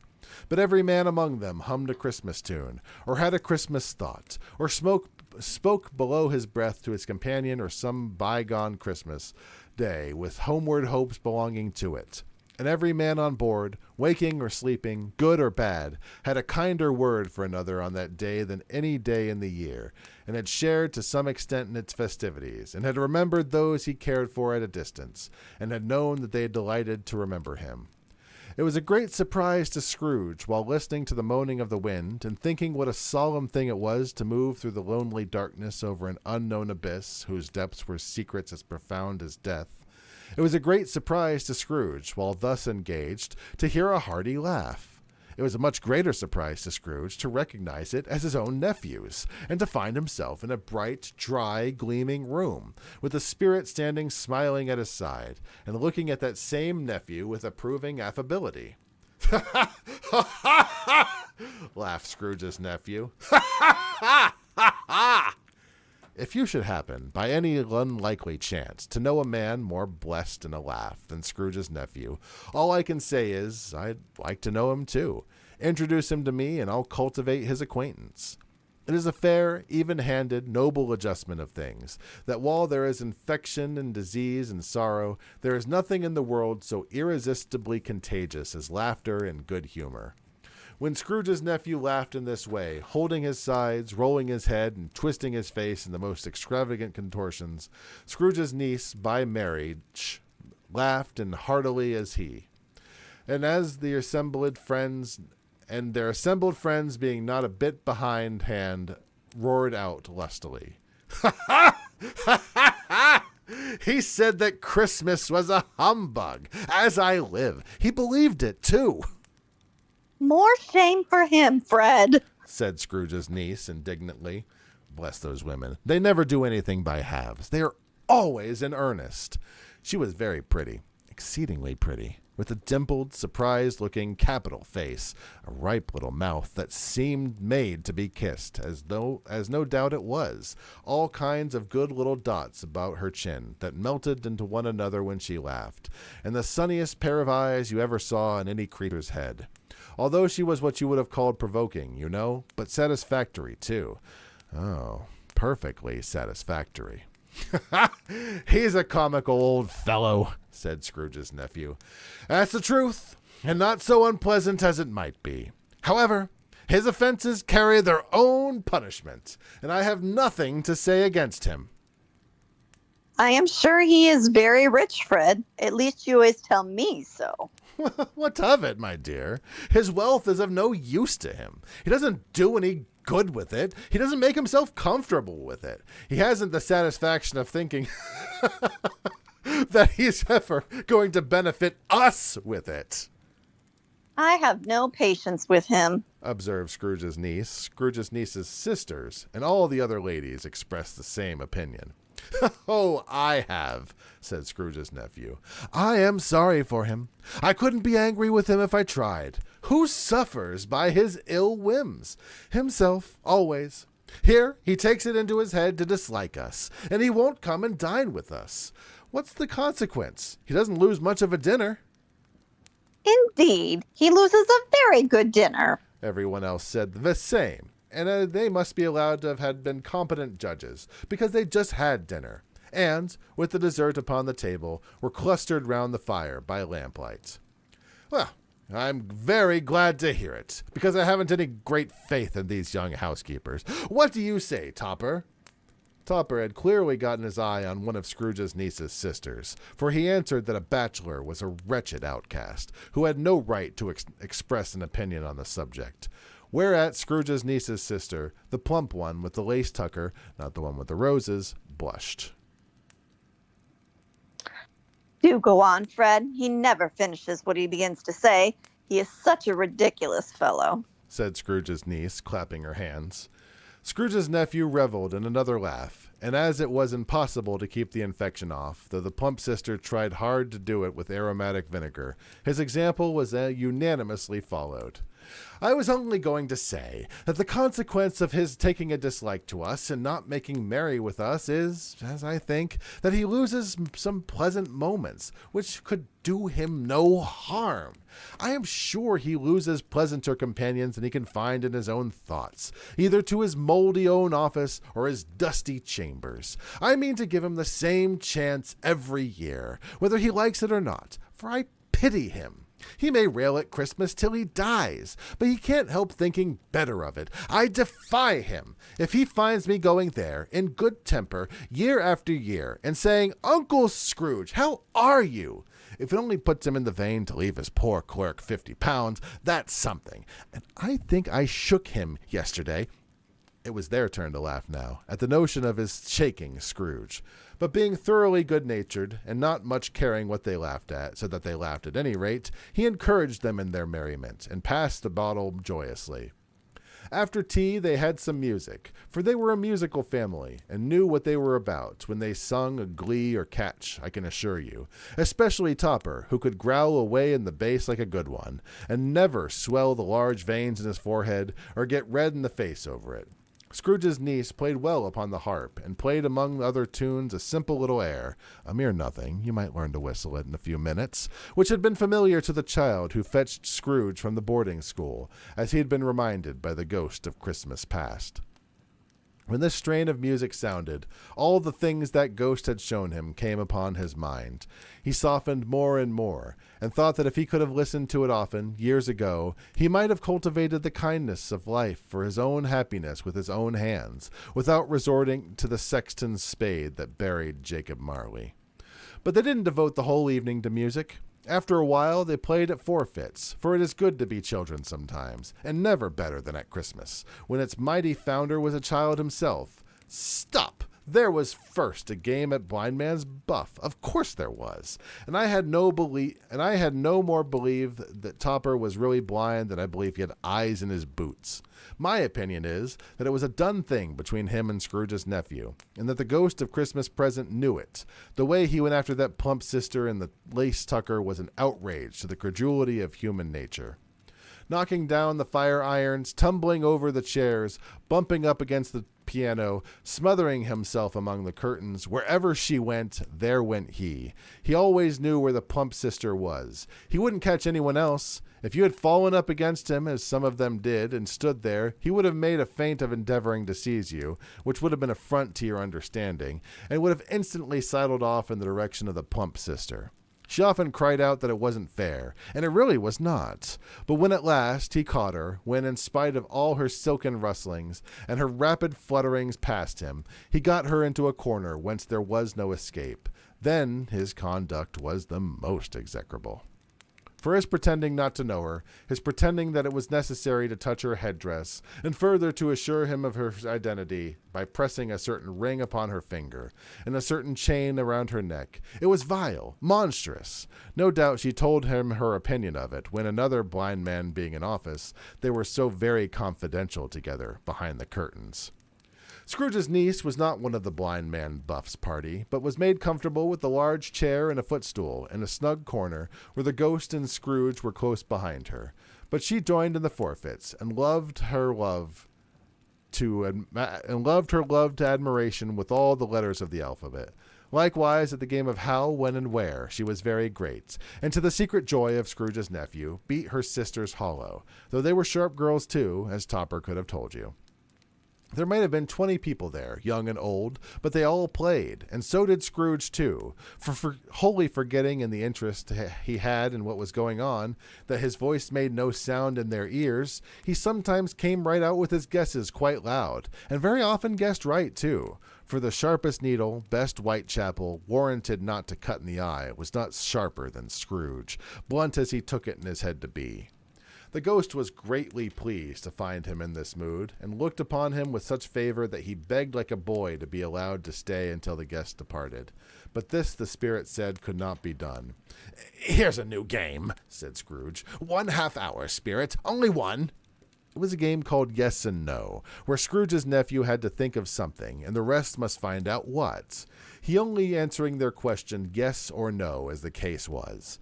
The brisk fire of questioning to which he was exposed elicited from him that he was thinking of an animal, a live animal, rather a disagreeable animal, a savage animal, an animal that growled and grunted sometimes, and talked sometimes, and lived in London, and walked around the streets, and wasn't made a show of, wasn't led around by anybody, and did not live in a menagerie, and was never killed in market, and was not a horse, or an ass, or a cow, or a bull, or a tiger, or a dog, or a pig, or a cat, or a bear.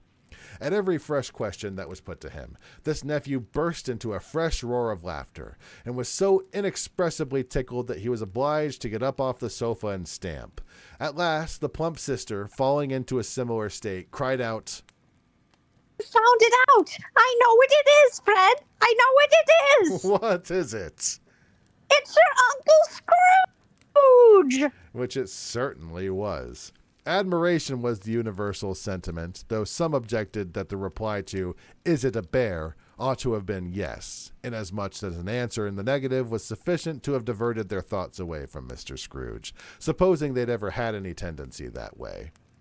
"Well, he has given us much merriment, I'm sure, and it would be ungrateful not to drink his health. Here is a glass of mulled wine, ready to our hand at the moment, and I say Uncle Scrooge." Well, Uncle Scrooge! A Merry Christmas and a Happy New Year to the old man, wherever he is. He wouldn't take it from me, but may he have it, nonetheless. Uncle Scrooge! Uncle Scrooge had imperceptibly become so gay and light of heart that he would have pledged the unconscious company in return, and thanked them all in an inaudible speech if the ghost had given him time. But the whole scene passed off in the breath of the last word spoken by his nephew, and he and the spirit were again upon their travels. Much they saw, and far they went, and many homes they visited, but always with a happy end.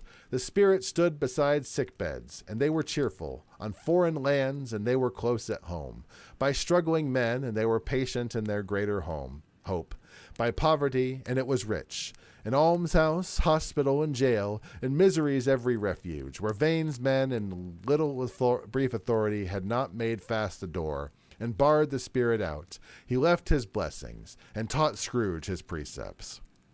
It was a long night, if it were only a night, but Scrooge had his doubts of this, because the Christmas holidays appeared to be condensed into the space of time they passed together. It was strange, too, that while Scrooge remained unaltered in his outward form, the ghost grew older, clearly older. Scrooge had observed this change, but never spoke of it, until they left a children's 12th night party, when, looking at the spirit as they stood together in an open place, he noticed that its hair was gray. "Are spirits' lives so short?" "My life on this globe is very brief. It ends tonight." "Tonight?" "Tonight, at midnight. Hark! The time is drawing near." The chimes were ringing the 11:75 at that moment.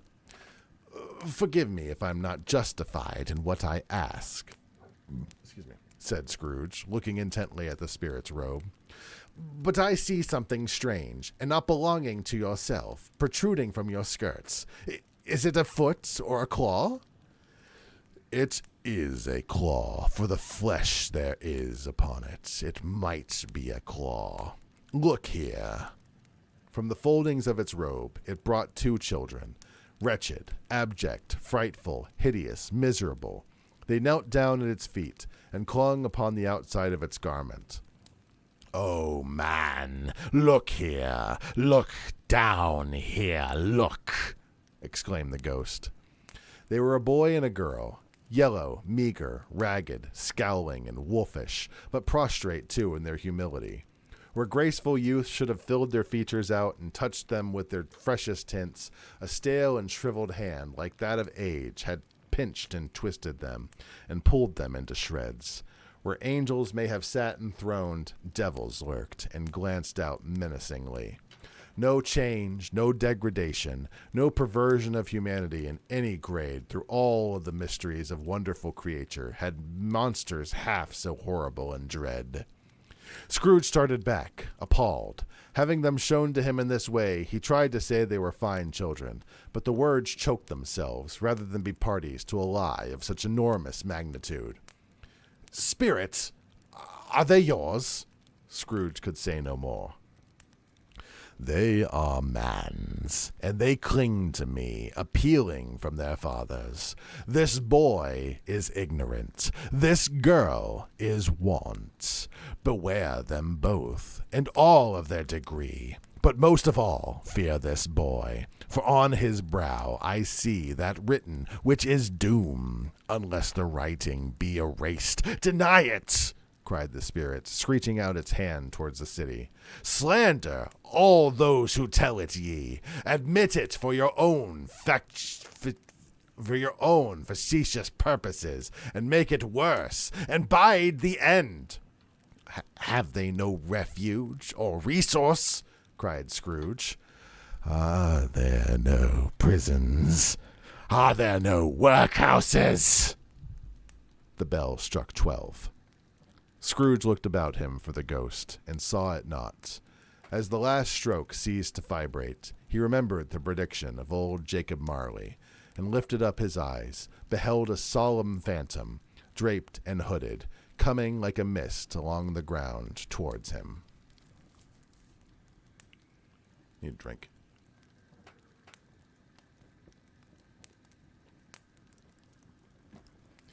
Stave 4. The last of the spirits. The phantom slowly, gravely, silently approached. When it came near him, Scrooge bent down upon his knee, for in the very air through which this spirit moved it seemed to scatter gloom and mystery. It was shrouded in a deep black garment, which concealed its face, its form, its head, and left nothing of it visible save for one outstretched hand. But for this it would have been difficult to detach its figure from the night, and separate it from the darkness by which it was now surrounded. He felt that it was tall and stately when it came beside him, and that its mysterious presence filled him with a solemn dread. He knew no more, for the spirit neither moved nor spoke. "I am in the presence of the ghost of Christmas yet to come," said Scrooge. The spirit answered not, but pointed downwards with his hand. "You are about to show me shadows of the things that have not yet happened, but will happen in the time before us. Is that right, spirit?" The upper portion of the garment was contracted for an instant in its folds, as if the spirit had inclined its head. That was the only answer he received. Although well used to ghostly company by this time, Scrooge feared the silent shape so much that his legs trembled beneath him, and he found that he could hardly stand when he prepared to follow it. The spirit paused a moment, as observing his condition and giving him time to recover. But Scrooge was all the worse for this. It thrilled him with a vague, uncertain horror to know that behind the dusty shroud there were ghostly eyes intently fixed upon him, while he, though he stretched his own to the utmost, could see nothing but a spectral hand and one great heap of black. "Ghost of the future, I fear you more than any specter I have seen, but I know your promise is to do me good, and as I hope to live to be another man from what I was, I am prepared to bear you company, and do it with a thankful heart. Will you not speak to me?" It gave him no reply. The hand was pointed straight before them. Lead on! Lead on! The night is waning fast, and it is precious time to me, I know. Lead on, spirits!" The phantom moved away as it had come towards him. Scrooge followed in the shadow of its dress, which bore him up, he thought, and carried him along. They scarcely seemed to enter the city, for the city rather seemed to spring up about them, and encompass them of its own act. But there they were, in the heart of it, on 'change, amongst the merchants, who hurried up and down, and chinked the money in their pockets, and conversed in groups, and looked at their watches, and trifled thoughtfully with their great gold seals, and so forth, as Scrooge had seen them often. The spirit stopped in the one little knot of businessmen. Observing that the hand was pointed to them, Scrooge observed to listen to their talk. "No," said a great fat man with a monstrous shin. "I don't know much about it either way. I only know he's dead." "When did he die?" inquired another. "Last night, I believe." "Well, what was the matter with him?" asked the third, taking a vast quantity of snuff from a very large snuff box. "I thought he'd never die." "God knows," said the first with a yawn. "What has he done with his money?" asked a red-faced woman with a pendulous excrescence on the end of her nose that shook like the gills of a turkey cock. "I haven't heard," said the man with the large chin, yawning again. "Left it to his company, perhaps. He hasn't left it to me, that's all I know." This pleasantry was received with a general laugh. "It's likely to be a cheap funeral, for upon my life I don't know anybody of going to it. Suppose we should make up a party and volunteer?" The woman with the excrescence on her nose spoke up then, her tone pensive. "I wouldn't mind going if lunch is provided, but I must be fed for the courtesy." Another laugh fell from the group and erupted at that. The first speaker's face fell to a frown almost as quickly as it had risen. "Well, I am the most disinterested among you, after all, for I never wear black gloves and I never eat lunch. But I'll offer to go, if anybody else will. When I come to think of it, I'm not at all sure that I wasn't his most peculiar friend, for we used to stop and speak whenever we met. Bye-bye." Speakers and listeners strolled away and mixed with other groups. Scrooge knew the men and looked towards the spirit for an explanation. The phantom glided on into the streets. Its finger pointed to two persons meeting nearby. Scrooge listened again, thinking that the explanation might lie here. He knew these men, also, perfectly. They were men of business, very wealthy, and of great importance. He had made a point always of standing well in their esteem, in a business point of view, that is, strictly in a business point of view. "How are you?" "How are you?" "Good." "Old Scratch has got his own at last, hey?" "So I'm told." "Cold, isn't it?" "Seasonable for Christmas time."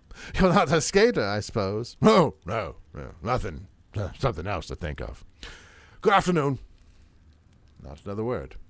That was their meeting, their conversation, and their parting. Scrooge was at first inclined to be surprised that the spirit should attach importance to conversations apparently so trivial. But feeling assured that they must have some hidden purpose, he set himself to consider what it was likely to be. They could scarcely be supposed to have any bearing on the death of Jacob, his old partner, for that was past, and this ghost province was the future. Nor could he think of anyone immediately connected with himself to whom he could apply them. But nothing doubting that to whomever so they applied had some latent moral for his own improvement, he resolved to treasure up every word he heard, and everything he saw, and especially to observe the shadow of himself when it appeared, for he had an expectation that the conduct of his future self would give him the clue he missed, and would render the solution of these riddles easily. He looked about in that very place for his own image, but another man stood in his accustomed corner, and though the clock pointed to the usual time of day for him being there, he saw no likeness of himself among the multitudes that poured in through the porch. It gave him little surprise, however, for he had been revolving in his mind a change of life, and thought and hoped he saw his newborn resolutions carried out in this.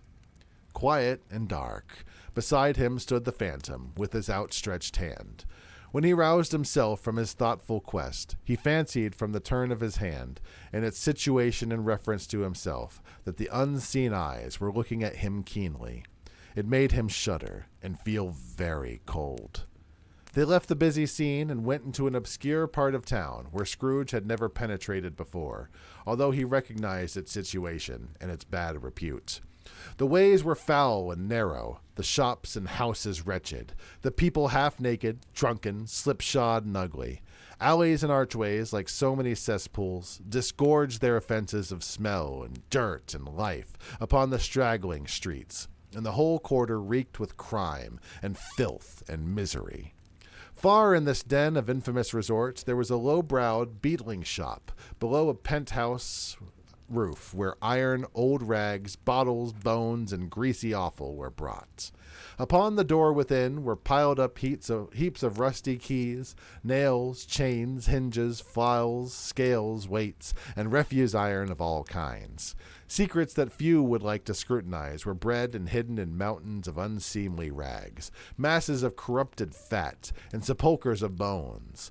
Sitting in among the wares he dealt in by a charcoal stove made of old bricks was a gray-haired rascal, nearly 70 years of age, who had screened himself from the cold air without by a frowsy curtaining of miscellaneous tatters, hung upon a line and smoked his pipe in all the luxury of calm retirement.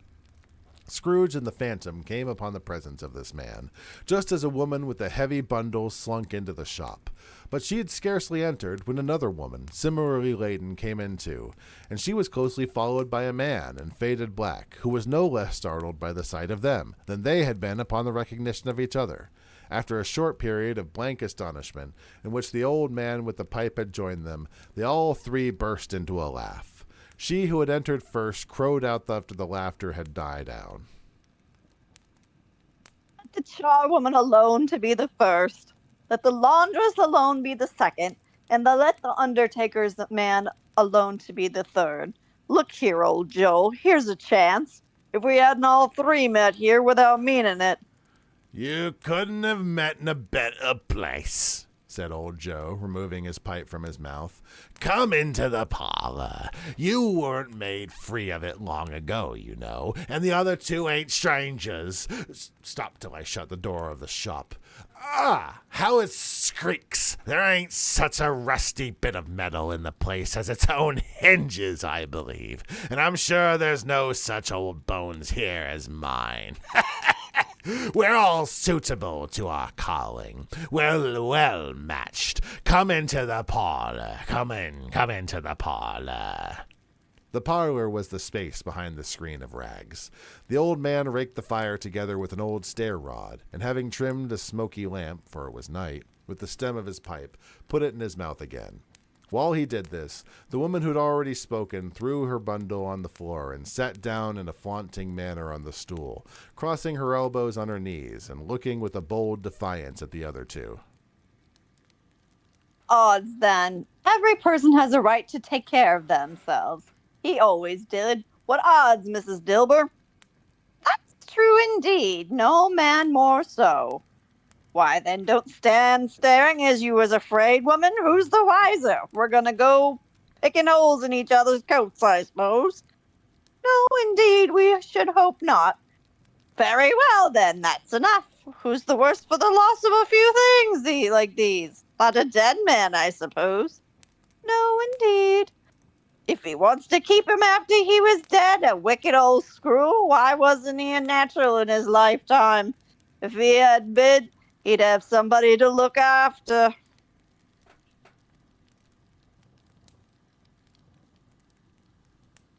After him when he was struck with death instead of lying gasping out his last there alone by himself. It's the truest word that ever was spoke. It's a judgment on him.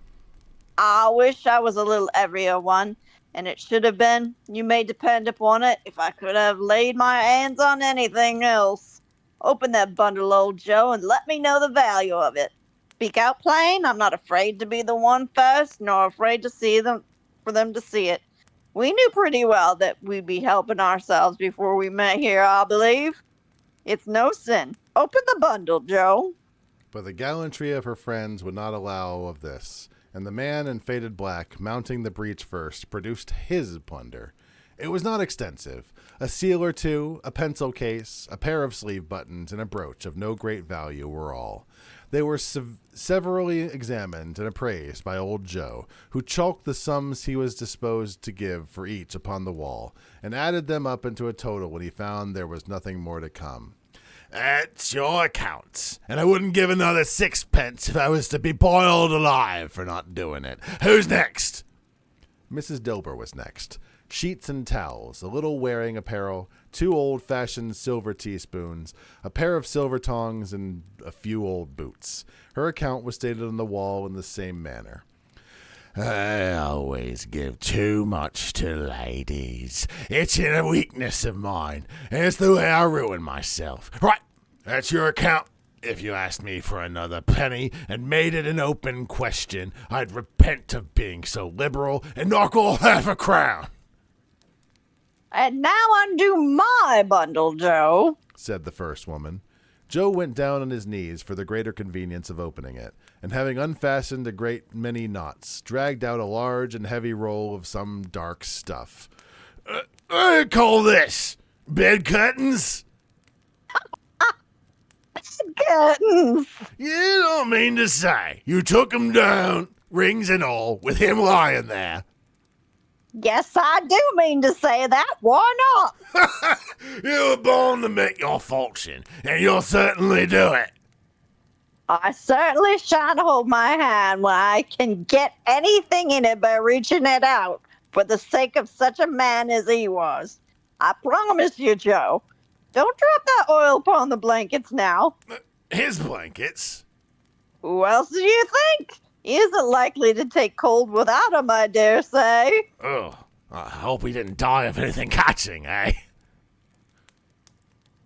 Don't you be afraid of that. I ain't so fond of his company that I'd lordy about him for such things if he did.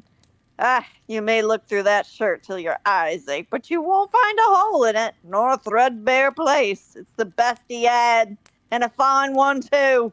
They'd have wasted it if it hadn't been for me. What do you call wasting of it? Putting him in to be buried in, to be sure. Somebody was fool enough to do it, but I took it off again. If calico ain't good enough for such a purpose, it ain't good enough for anything. It's quite as becoming to the body. He can't look uglier than he did in that one.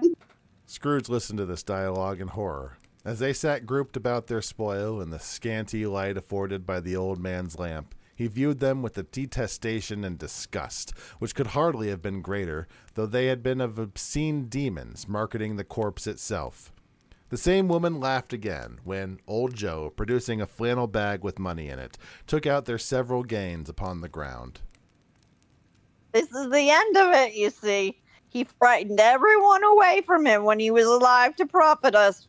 When he was dead.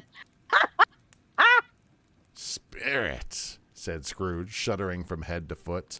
I see. The case of this unhappy man might be my own. My life tends that way now. Merciful heavens! What is this?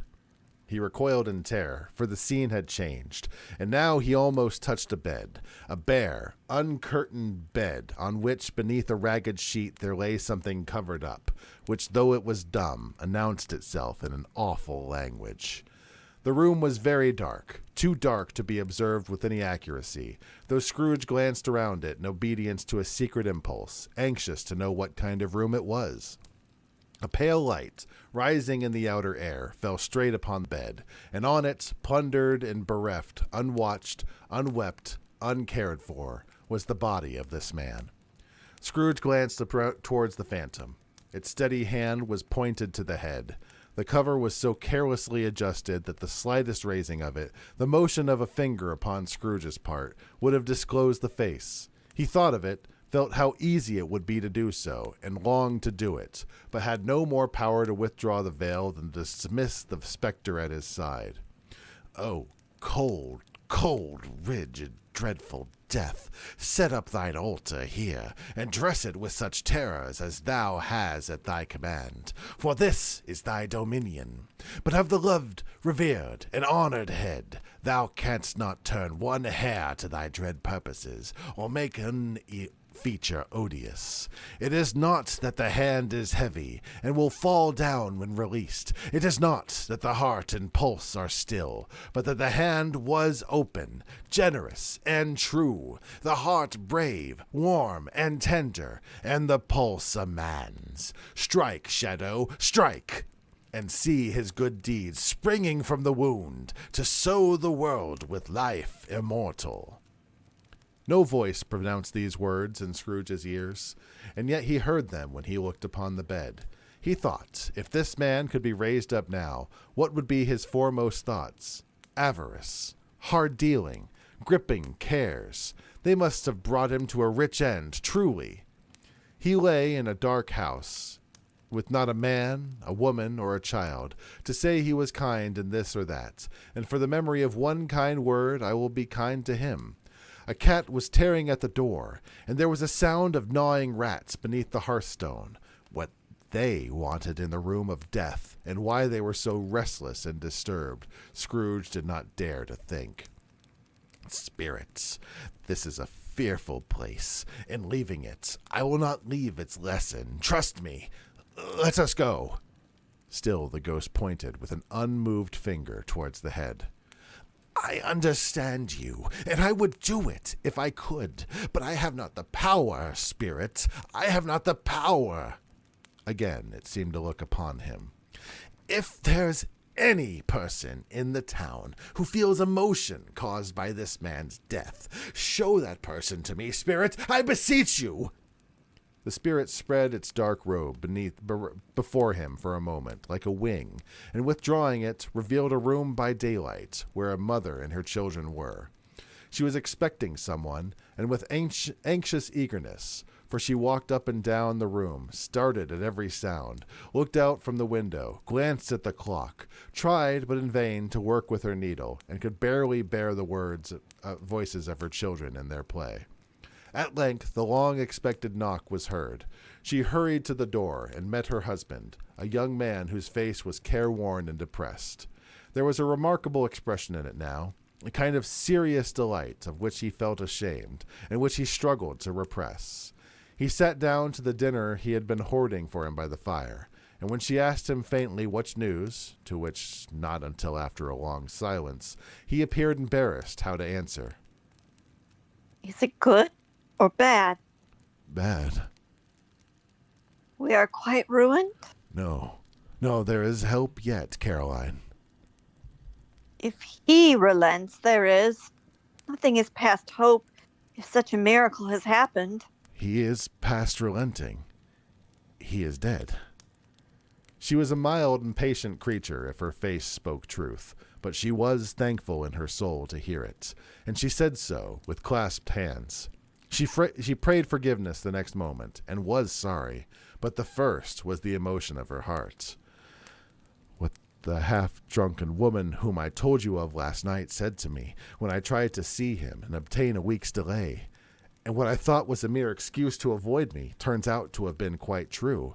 He was not only very ill, but dying then. To whom will our debt be transferred? I don't know.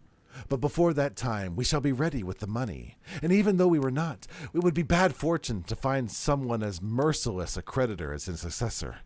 We may sleep well tonight with light hearts, Caroline. Yes, soften it as they would, their hearts were lighter. Their children's faces hushed and clustered round to hear what they so little understood, were brighter, and was a happier house for this man's death. The only emotion that the ghost could show him, caused by the event, was one of pleasure. Let me see some tenderness connected with a death, said Scrooge, or that dark chamber, spirit, which we left just now, will be forever present to me. The ghost conducted him through several streets familiar to his feet, and as they went along, Scrooge looked here and there to find himself, but nowhere was he to be seen. They entered poor Bob Cratchit's house, the dwelling he had visited before, and found the mother and children seated round the fire. Quiet. Very quiet.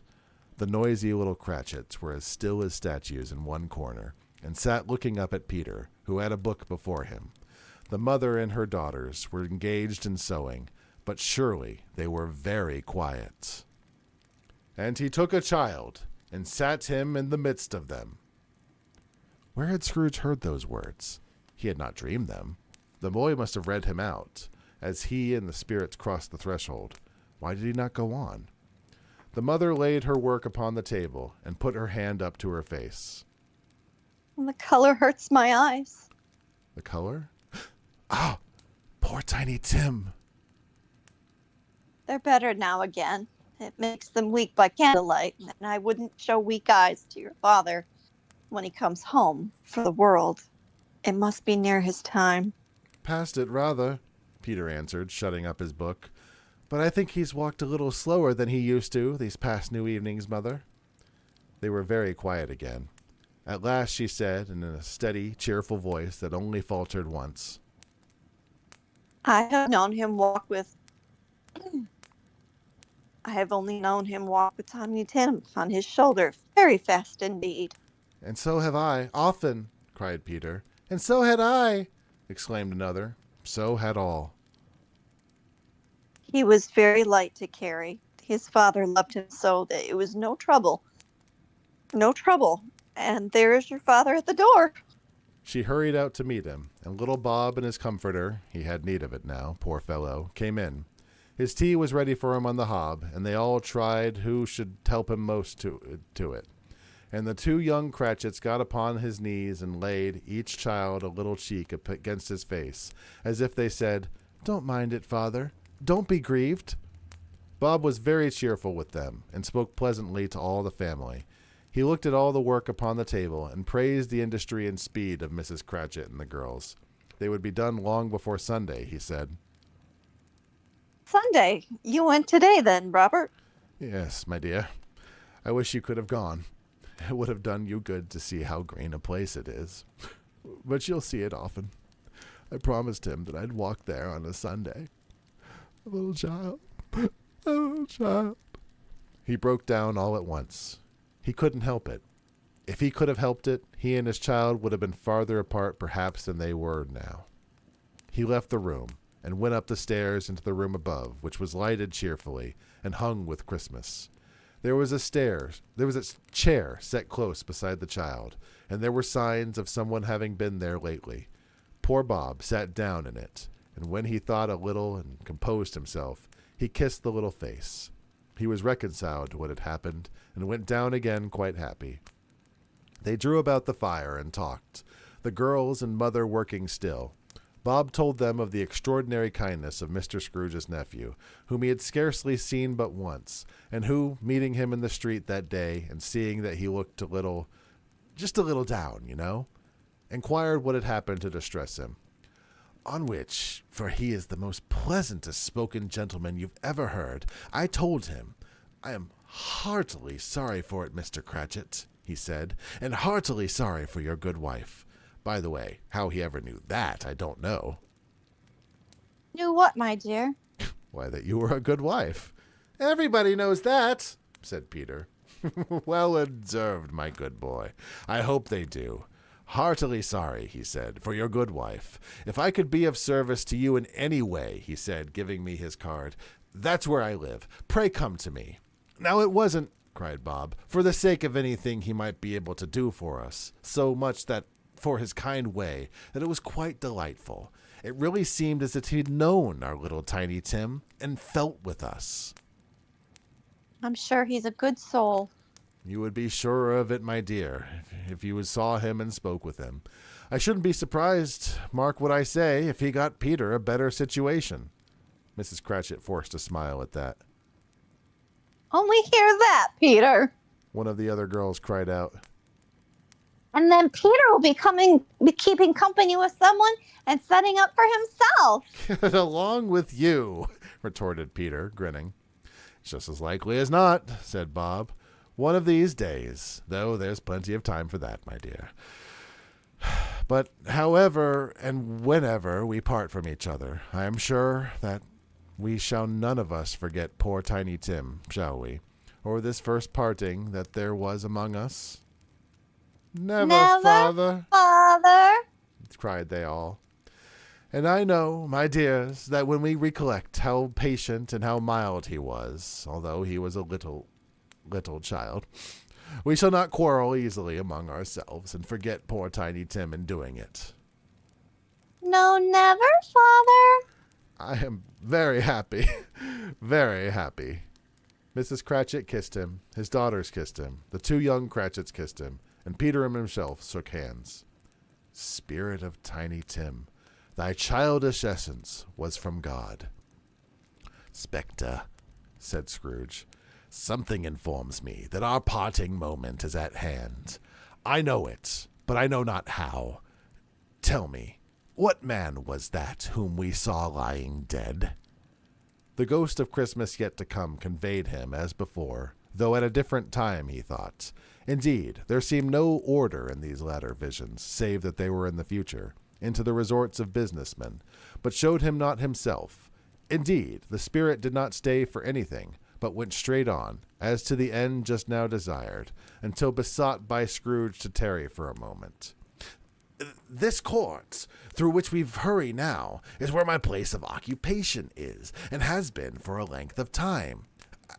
I see the house. Let me behold what I shall be in days to come. The spirit stopped. The hand was pointed elsewhere. The house is yonder. Why do you point away?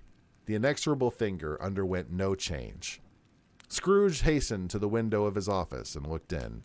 It was an office, still, but not his.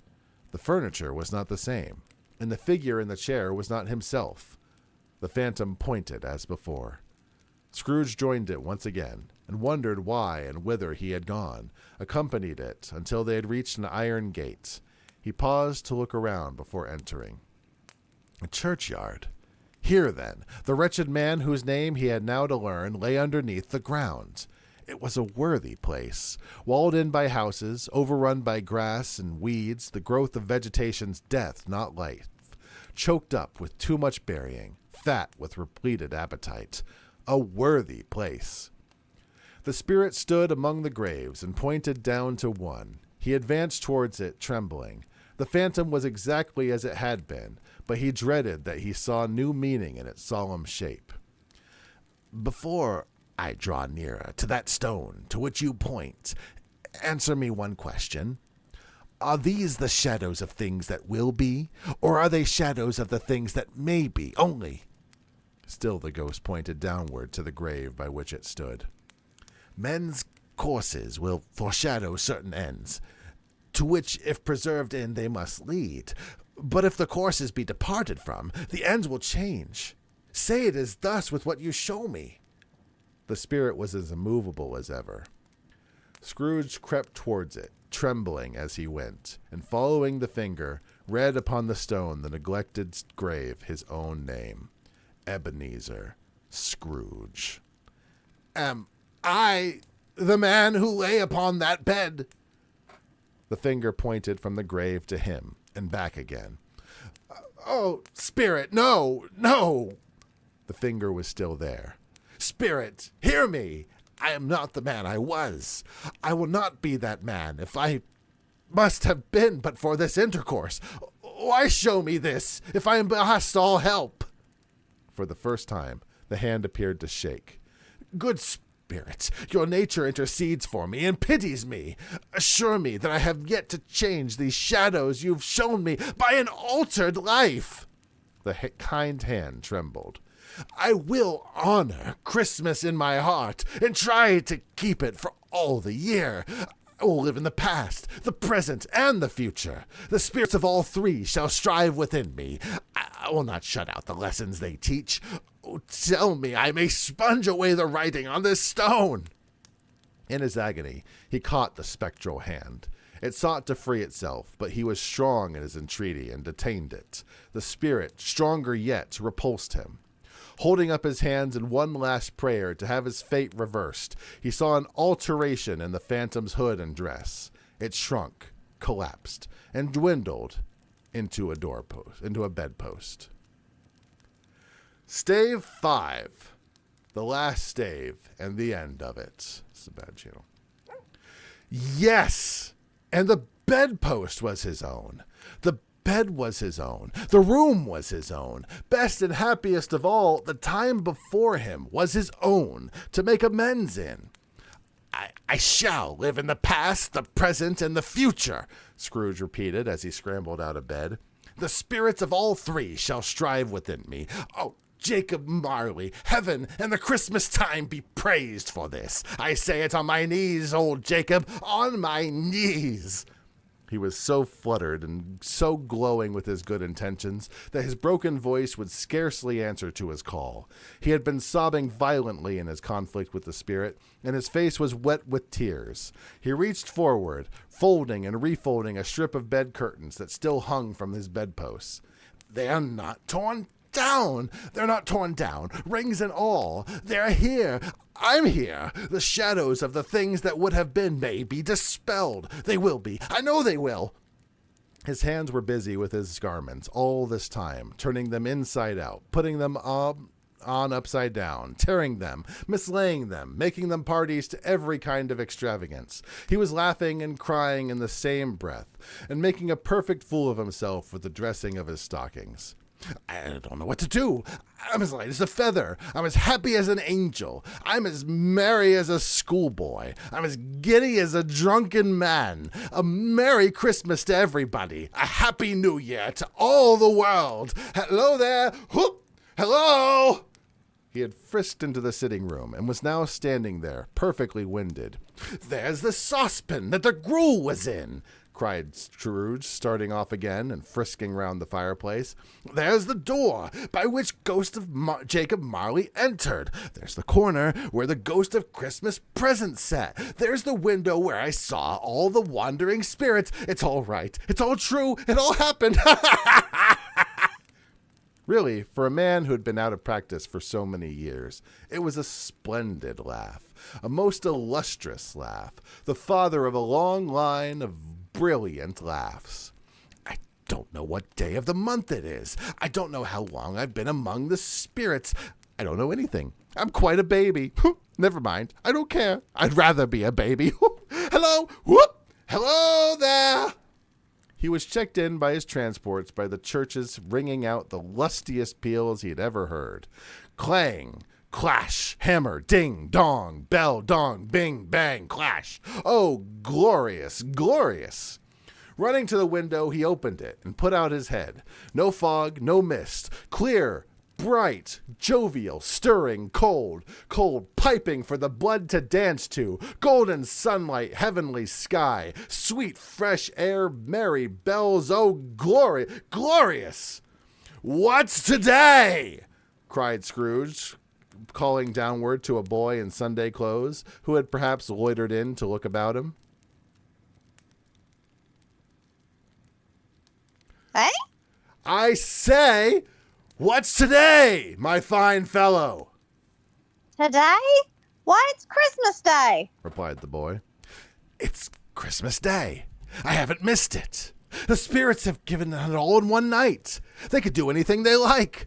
Of course they can. Of course they can." "Hello, my fine fellow. Hello? Do you know the poulterers in the next street but one by the corner?" Should hope I did. "An intelligent boy, a remarkable boy. Do you know whether they've sold the prize turkey that was hanging up there? Not the little prize turkey, the big one." As big as me. "What a delightful child. It's a pleasure to talk to you. Yes, my buck." Hang in there now. "Is it? Go and buy it." Walk up. No. I am in earnest. Go and buy it and tell them to bring it here, that I might give them the direction of which to take it. Come back with the man and I'll give you a shilling. Come back with him in less than 5 minutes and I'll give you half a crown." The boy was off like a shot. He must have had a steady hand and a trigger who have gotten a shot off half that fast. "I'll send it to Bob Cratchit's. He shan't know who sends it. It's twice the size of Tiny Tim. Joe Miller's never made such a joke as sending it to Bobs'll be." The hand in which he wrote the address was not a steady one, but write it he did somehow, and went down the stairs to open the street door, ready for the coming of the poulterer's man. As he stood there, waiting his arrival, the knocker caught his eye, and Scrooge cried out in joy, patting it with his hand. "I shall love it as long as I live. I scarcely ever looked at it before. What an honest expression it has on its face. It's a wonderful Oh, here's the turkey. Hello? Whoop! How are you? Merry Christmas!" "It was a turkey. He could never have stood upon his legs, that bird. He would have snapped him off short in a minute, like sticks of sealing wax. Why, it's impossible to carry that to Camden Town. You must have a cab. The chuckle in which he said this, and the chuckle for which he paid for the turkey, and the chuckle for which he paid for the cab, and the chuckle for which he recompensed the boy were only to be exceeded by the chuckle for which he sat down breathless in his chair again, and chuckled until he cried. Shaving was not an easy task, for his hand continued to shake very much, and shaving requires attention, even when you don't dance while you're at it. But if he had cut off the end of his nose, he'd still have put a piece of sticking plaster over it and had been quite satisfied. He dressed himself all in his best, and at last got out into the streets. The people were by this point pouring forth, as he had seen them with the ghost of Christmas present, and walking with his hands behind him, Scrooge regarded every one with a delighted smile. He looked so irresistibly pleasant in a word that 3 or 4 good-humored fellows said, "Good morning, sir, and Merry Christmas to you." And Scrooge said often afterwards that of all the blithe sounds he'd ever heard, those were the blithest in his ears. He had not gone far, when coming on towards him he beheld the portly gentlewoman, with whom her partner had walked into his counting-house the day before, and said, "Scrooge and Marley's, I believe." It sent a pang across his heart to think of how this old gentlewoman would look upon him when they met, but he knew what path lay before him, and he took it. "My dear madam," said Scrooge, quickening his pace and taking the woman by both her hands, "how do you do? I hope you succeeded yesterday. It was very kind of you. A Merry Christmas to you, madam." Mr. Scrooge? Yes! Yes, that is my name. And I fear it may not be pleasant to you. Allow me to ask your pardon, and will you have the goodness—" Here Scrooge whispered in her ear. Lord bless me! My dear Mr. Scrooge, are you serious? "If you please, and not a farthing less. A great many back payments are included in it, I assure you. Will you do me that favor?" Mr. Scrooge, I don't know what to say to such— "Don't say anything, please. Come and see me. Will you come and see me?" Will? cried the woman, and it was clear that she meant to do just that. "Thank ye. I am much obliged to you. Thank you 50 times. Bless you." He went to church and walked about the streets and watched the people hurrying to and fro and patted children on the head and questioned beggars and looked down into the kitchens of houses and up to the windows and found that everything could yield him pleasure. He never dreamed that any walk, that anything could give him so much happiness. In the afternoon, he turned his steps towards his nephew's house. He passed the door a dozen times before he had the courage to go up and knock, but he made a dash, and he did it. "Is your master at home, my dear?" said Scrooge to the girl who entered. Sir? "Very nice girl. Very nice. Where is he, my love?" He's in the dining room, sir, with the missus and party. I'll show you upstairs, if you please." Thank ye.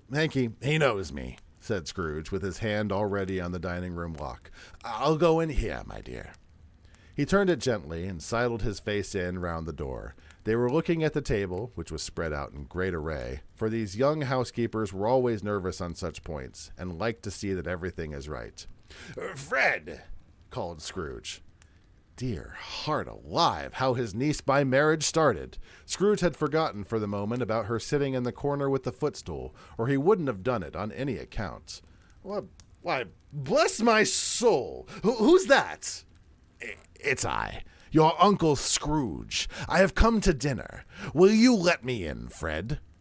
Let him in? It's a mercy he didn't shake his arm off. He was at home in 5 minutes. Nothing could have been heartier. His niece looked just the same. So did Topper when he came. So did the plump sister when she came. So did everyone when they came. Wonderful party, wonderful games, wonderful unanimity, wonderful happiness. But Scrooge was early at the office next morning. Oh, he was early there. If he could only be there first and catch Bob Cratchit coming late. That was the thing he had his heart set upon. And he did it. Yes, he did. The clock struck 9. No Bob. A quarter past. No Bob. His clock was a full 18 and a half minutes behind his time. Scrooge sat with his door wide open, that he might see him come into the tank. Bob's hat was off before he opened the door, his comforter too. He was on his stool in a jiffy, driving away with his pen, as if he were trying to overtake 9 o'clock. "Oh!" growled Scrooge, in his accustomed voice, as near he could feign it. "What do you mean, coming in here at this time of day?" "I'm very sorry, sir. I am behind my time." "You are?" "Yes. Yes, I think you are. Step this way, if you please." "It's only once a year, sir," pleaded Bob, appearing from the tank. "It shall not be repeated. I was making rather merry yesterday, sir." "Now, I'll tell you what, my friend. I'm not going to stand this thing any longer, and therefore," Scrooge continued, leaping from his stool and giving Bob such a dig in his waistcoat that he staggered back into the tank again, "and therefore I'm about to raise your salary." Bob trembled and got a little nearer to the ruler. He had a momentary idea of knocking Scrooge down with it, holding him and calling to the people in the court for help in a straight waistcoat. "Merry Christmas, Bob," said Scrooge, with an earnestness that could not be mistaken as he clapped him on the back. "A merrier Christmas, Bob, my good fellow, than I've given you in many a year. I'll raise your salary and endeavor to assist your struggling family, and we'll discuss your affairs this very afternoon over a Christmas bowl of smoking bishop, Bob. Make up the fires, and buy another coal scuttle before you dot another I, Bob Cratchit." Scrooge was better than his word. He did it all, and infinitely more. And Tiny Tim, who did not die, was a second father. He became as good a friend, as good a master, and as good a man as the good old city knew, or as any other good old town, city, or borough in the good old world. Some people laughed to see the alteration in him, but he let them laugh, and little heeded them, for he was wise enough to know that nothing ever happened on this globe for good, at which some people did not have their fill of laughter at the outset. And knowing that such as these would be blind anyway, he thought it quite as well that they should wrinkle up their eyes and grins, and have the malady in less attractive forms. His own heart laughed, and that was quite enough for him. He had no further intercourse with spirits, but lived on in the total abstinence principle ever afterwards. And it was always said of them that he knew to keep Christmas well, if any man alive possessed the knowledge. May that truly be said of us, and all of us. And so, as Tiny Tim observed, God bless us, everyone. The end. The Yay. Good job. Thank you Kitty. so much. You did a great job. You did a great job. I'm tired of talking. I'm gonna come kiss you on the face. Let me go turn. I love this that up. idea. Yeah, I'm gonna mute you. I love you. Love you too. Bye. That was very fun. Thanks for hanging out. Thanks for chilling out. I know this is not my normal stream. We'll be back to normal games coming up very soon. Christmas time is just very chill and relaxed. Speaking of which, Sunday is Christmas carols night. We'll be singing some Christmas. Actually, that might be moved to Monday. We'll see. We'll see about that. I'll let you know in the Discord or whatever. Until then, though, thanks for hanging. I'm going to rest my voice a little bit. I'm going to go talk to my lovely wife. Bye.